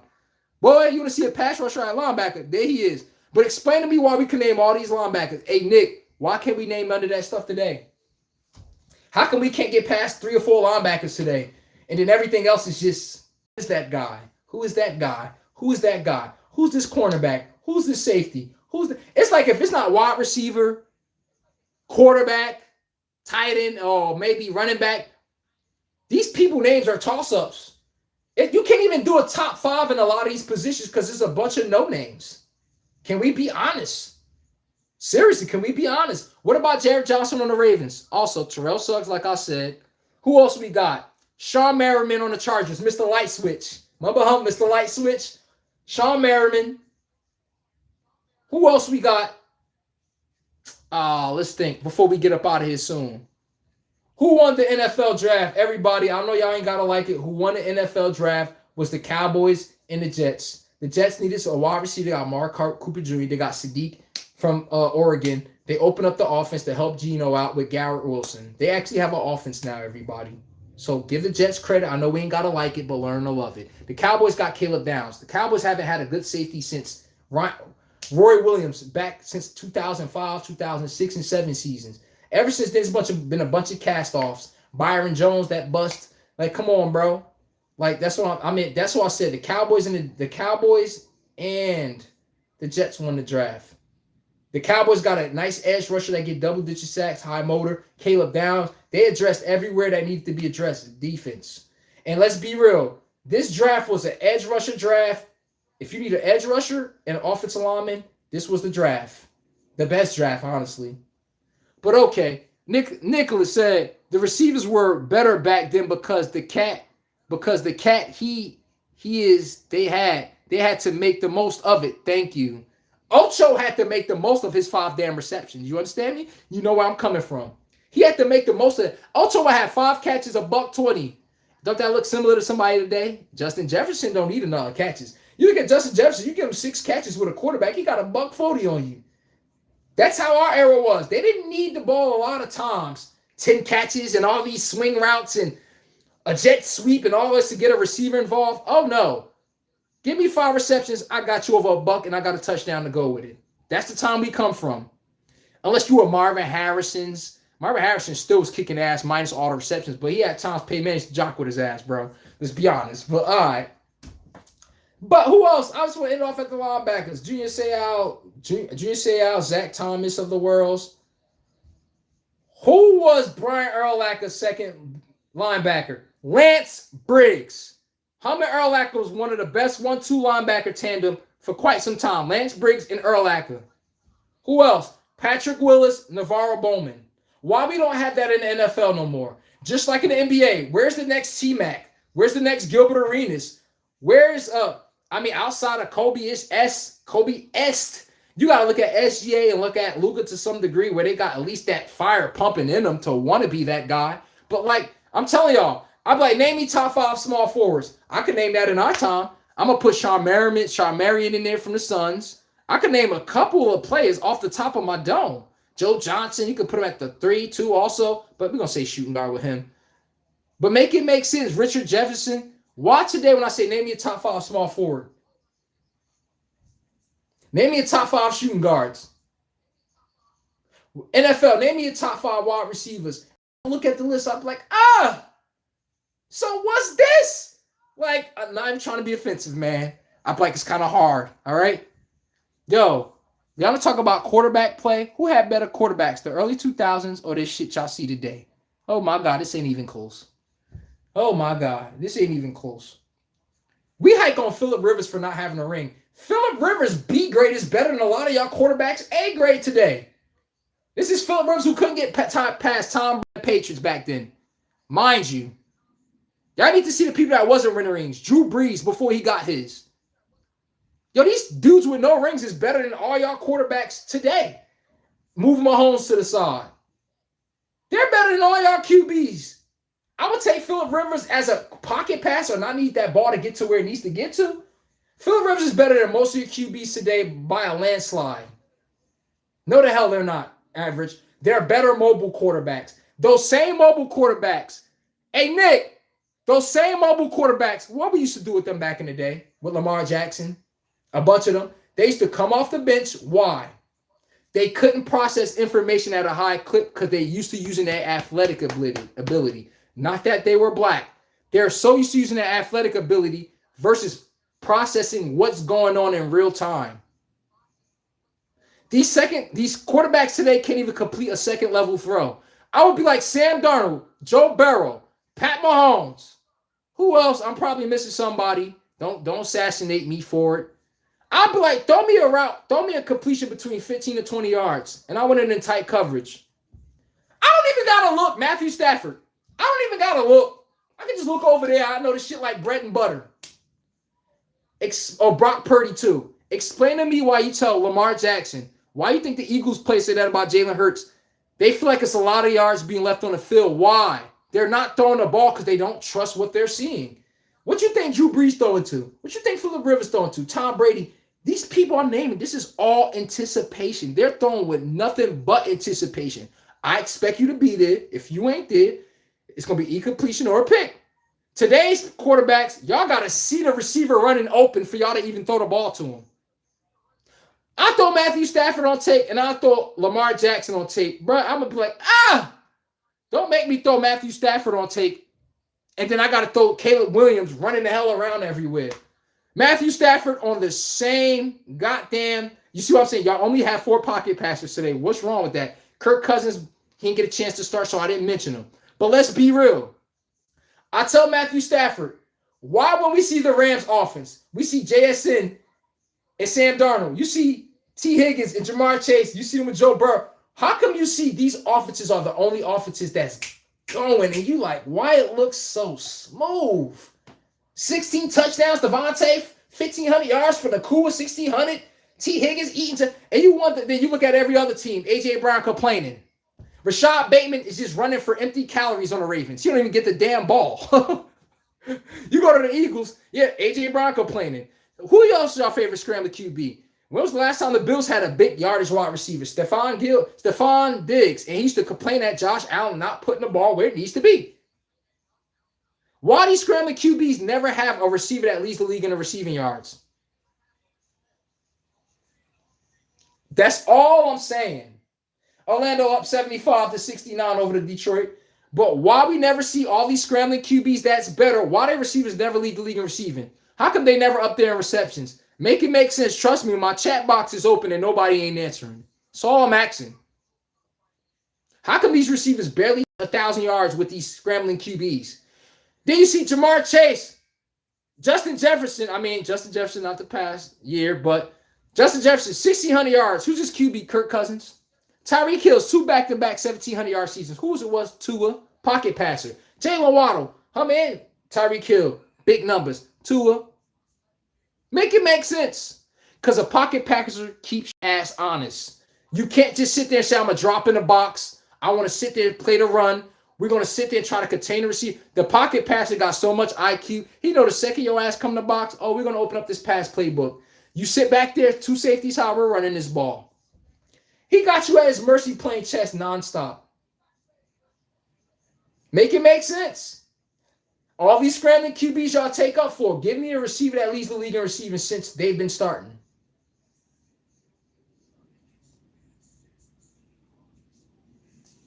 You ain't got to like my takes, but they be damn facts. Trust me. And Nicholas Hyde, he kicking facts today too. Ryan Everidge, don't ever say these QBs are better today. I mean, you got an opinion and all, but let's be real. Y'all not better than them under the stretch of imagination. Y'all suck with anticipation. Y'all asses don't even know how to check y'all team into the right play. The offensive coordinator got a call to play for you like a kindergartner. You don't even got the eyes to know. Kill, kill, kill. They just flipped the blitz from the left to the right. Lamar Jackson, I watched them fool them off this shit how many times? Why did the Bears lose in the playoffs? I mean, he's young and inexperienced. They sent the cornerback blitz on Caleb Williams. I'm sitting there looking like, bro, I know for a fact that this blitz is coming. I want to see if he know. Whenever you see a safety directly lined up on a slot receiver and the corner is lined up too, come on, man. I'm not even the quarterback. That's a cornerback blitz. They fooled them twice with this shit, back to back. Sack strip too. Lamar don't even know how to slide protect the offensive line, the proper protection. He don't. I'm just sitting here telling y'all what I see. Josh Allen, just all athlete. He's all athleticism. The man don't know how to check his team into the right play neither. He just believes he's going to swing some off like Big Ben, and he's going to be able to buy time to find someone open. That's their whole game today. What A.J. Brown said, I'm opening these intermediate routes. I'm not getting the ball. In zone coverage looks, there's tight windows that's open. We're not getting the ball. Then we cut on the TV and see Matthew Stafford and Puka and Devontae. We cut on the TV to see Joe Burrow pitching catch to Jamar Chase. Shit looked easy. Brock Purdy, the whole Kyle Shanahan system is 15 to 20 yards. Everything play action off McCaffrey, 15 to 20 yards. And that is all anticipation. You can't play a Kyle Shanahan offense in the 49ers if you can't anticipate throws. I heard a dummy say Lamar will play great over there. Oh, hell no, he'll play awful. Lamar needs to see the throw, him have a step on it, and then throw the ball. Lamar can't see the throw through by putting it there and watching it. The ball out my hands, and I'm watching it come together. That's patient, everybody. On that note, man, today we went overtime, 3 hours and 20 minutes, but let's be real. These errors ain't effing with our errors. We're going to finish this talk, Nick. We're going to finish this talk, average everybody. Tomorrow, we're definitely going to have this error debate once and for all. And we're going to do it position for position in both sports also. We ain't going to be able to get through it all in one episode, but we're going to start the Mohill quest to finish it. Best cornerbacks, we did the linebackers today, cornerbacks. Today, oh God, like who do we mix? Your last two shutdown corners come from our era. Nnamdi Asomugha, Darrelle Revis, Patrick Peterson. Okay, today y'all got to hang on to Jalen Ramsey. No. Y'all got to hang on to Stephon Gilmore. Stephon Gilmore is their best shutdown cornerback of the 2015s to right now. That's your best corner. I'm just going to say it there, everybody. Smash my like button. Like a nation! Everybody, when we come back on the show, don't act stupid now. I'm your host, Chase, and trust me, we come down that chimney looking for smoke. When we come back on the show, KD going to be strapped to this rocket going to hell home. Lakers, I ain't got no halves, I ain't got no knobs. But Lakers in 5, okay? Okay, you know? And I will be back starting off the show in proper fashion, okay? Everybody. I'm not going to say hi. I'm not going to say hello. I'm not going to say she's your host, Chase. This is the facts of no. When I see the Rockets go home, we're going to start the show off. You're going to hit his first sound. That's simple. Hell wrong with y'all. Like a nation! Smack the like button. I appreciate all the love we got today. I appreciate all the support in the damn chat. Y'all make the show also. Appreciate the feedback and the back and forth that we got tomorrow. Oh yeah, Ryan Everett, I need you here tomorrow too. You got smoke for me? Hey Nick, who that guy? Marvin Lewis, I want you here tomorrow front and center, all right? You too. I like your takes though, good one. Jamal Robinson, you don't fail with your Houston takes, bro. You get on my nerve, all right? Jeffrey Burgess, I need everybody in here tomorrow. MHR, you know I need you in here. You got that IQ. Swaggin', I'm outside. I need everybody here tomorrow. Tomorrow, we're going to have this debate once and for all. But I want to go football first or basketball. We're going to do football first, and then we're going to get to basketball. It's the NBA and the NFL in decline. And we're going to make sure we do a list thoroughly where we go through all these numbers, all these players, and we're going to be like, what happened? Which era are you going with? On that note, everybody, smack that like button, subscribe to the channel, everybody. I feel like something was on my nose. But anywho, smack that like button, subscribe to the channel. I ain't got no halves. I don't have no knobs. I told y'all. Lakers in 5. Right now, it looked like Orlando is about to walk away with this dub, but it's a lot of basketball to be played. The quarter just started, so... But yeah, then the next day after that, I believe on Wednesday, we're going to do the basketball next. But tomorrow will be NFL. It's the NFL in the decline, and we're going to go position for position where it's in the decline at. Facts over fans. You ain't got to like what I'm saying, but you need to learn how to love it. I come down that chimney looking for smoke. I'm the mediator, the man, the myth, the goddamn legend. I'm the person that say what's on everybody's mind, but they don't want to say it. I say a lot of mean things that I mean on this show. See, I didn't take it back. You know what I mean? But yes, I'm not here to be no one friend.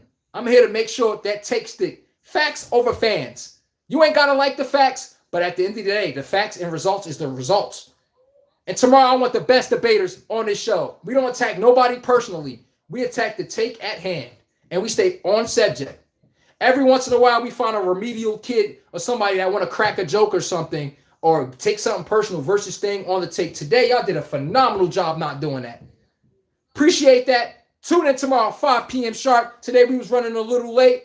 Oh, yeah. And I know everybody thought I was ducking that L that my Lakers took yesterday. And everybody, Jamal Robinson is still staying Rockets in 7. Watch when we beat them. His next thing is going to be OKC is sweeping us. It's never going to be a congratulations to my Lakers. It's all right. You're trolling me. I'm going to see you tomorrow too, bro. Laker Nation! Laker Nation! We in here. And we got a damn souvenir to go with it too. That concludes today's episode today. Jamal Robinson, I will be seeing your delusional self tomorrow without fail, okay? Hit the like button. Subscribe to the channel. I'm about to watch them Pistons get sent home. But I think personally, they so desperate they got to win this game. And if Orlando lose this game, those are the games that when you lose this series, you're going to be sitting there like that. One game that got away. They tie this series up. Detroit, I don't know. But I'm going to still have to go Orlando in this series. Too much firepower for them. But Laker Nation, we checking out. Everybody hit the like button. Subscribe to my channel. I appreciate the love. Amen. Nicholas Hollier, all my moderators, Dwayne BT, all you guys.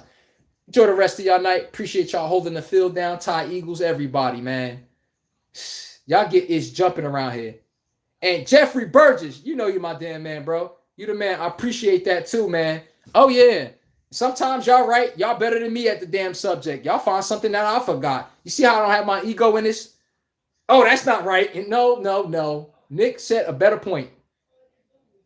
So on that note, even Jeffrey, sometimes say something, a better take than I do. Dwayne BTO, same thing. Jamal Robinson, when he's not drunk off the Quaalude, he got a good take. You feel me? Sometimes, yeah, it's not good to be the smartest person in the room. On my show, I don't like that. I like some bright minds to come in here and challenge, you know, with actual information and intellect. I appreciate that, my guy, Jeffrey Burgess, all of y'all, man. Tune in tomorrow, 5 p.m. Hey, listen, I'm going to give y'all this one too. If I don't go live at 5 p.m., let's be realistic. I have a life too, you know? The latest I'm ever going to go live is at 6 p.m. So I'll probably be an hour delayed, but just don't ever think that it's going to be something. I'm going to always leave the time up so you guys know when to check in. Usually it's always 5 o'clock. Hey, time to time I get caught up in doing stuff. Today I got air conditioners coming in. I got all these packages and packages going out. Bro, you have to see it. Like, damn. Instacart outside. I got that, this, and that. I don't want to be on a show. Hold on, everybody. I could do it one time when Instacart show up. You know, like that one time. Excuse me, go get a napkin, something like that. I'm not about to be running no show. Hey, bro, I'm back. 10 minutes later, I gotta go. Oh, I'm back. That's a bad show. So I make sure I give y'all my undivided attention by the time I get up here. Smack that like button. Everybody, this concludes today's episode. I'm your man, Chase. I make sure my Lakers going to come at your ass until you run out of space. Okay? This is the show where you get punched in your mouth. And if you ain't got a plan, trust me, chat going to eat you alive. The chat going to eat you alive if you ain't got a plan. Don't say a dumb take and you think chat ain't going to press you on it. This is the show of common sense. We don't just let people spam the chat and you can just do what you want and say what you want. Oh, no. Here, we got the judge, jury, and the executioner, and you're not just staring at them. You're going to think you safe, and guess what? You're getting the at and somebody challenging your tape. Oh, yeah. Don't think you hiding in the cut. All moderators, shout out to y'all. And everybody, if you ever want to contact me, the links is in the description. Just look at the description of the show. I got the email right there. It ain't a thing to swipe content, swipe business ideas, network, all of that. I don't sit behind it like I'm some presidential dude that's above people. I'm about to be monetized soon. That still don't make me better than a soul. I like to indulge in people where, yo, we both humans. I bleed just like how you bleed. Don't think we equal, though. But you get the point? We can indulge. On that note, everybody, hit that like button. Peace.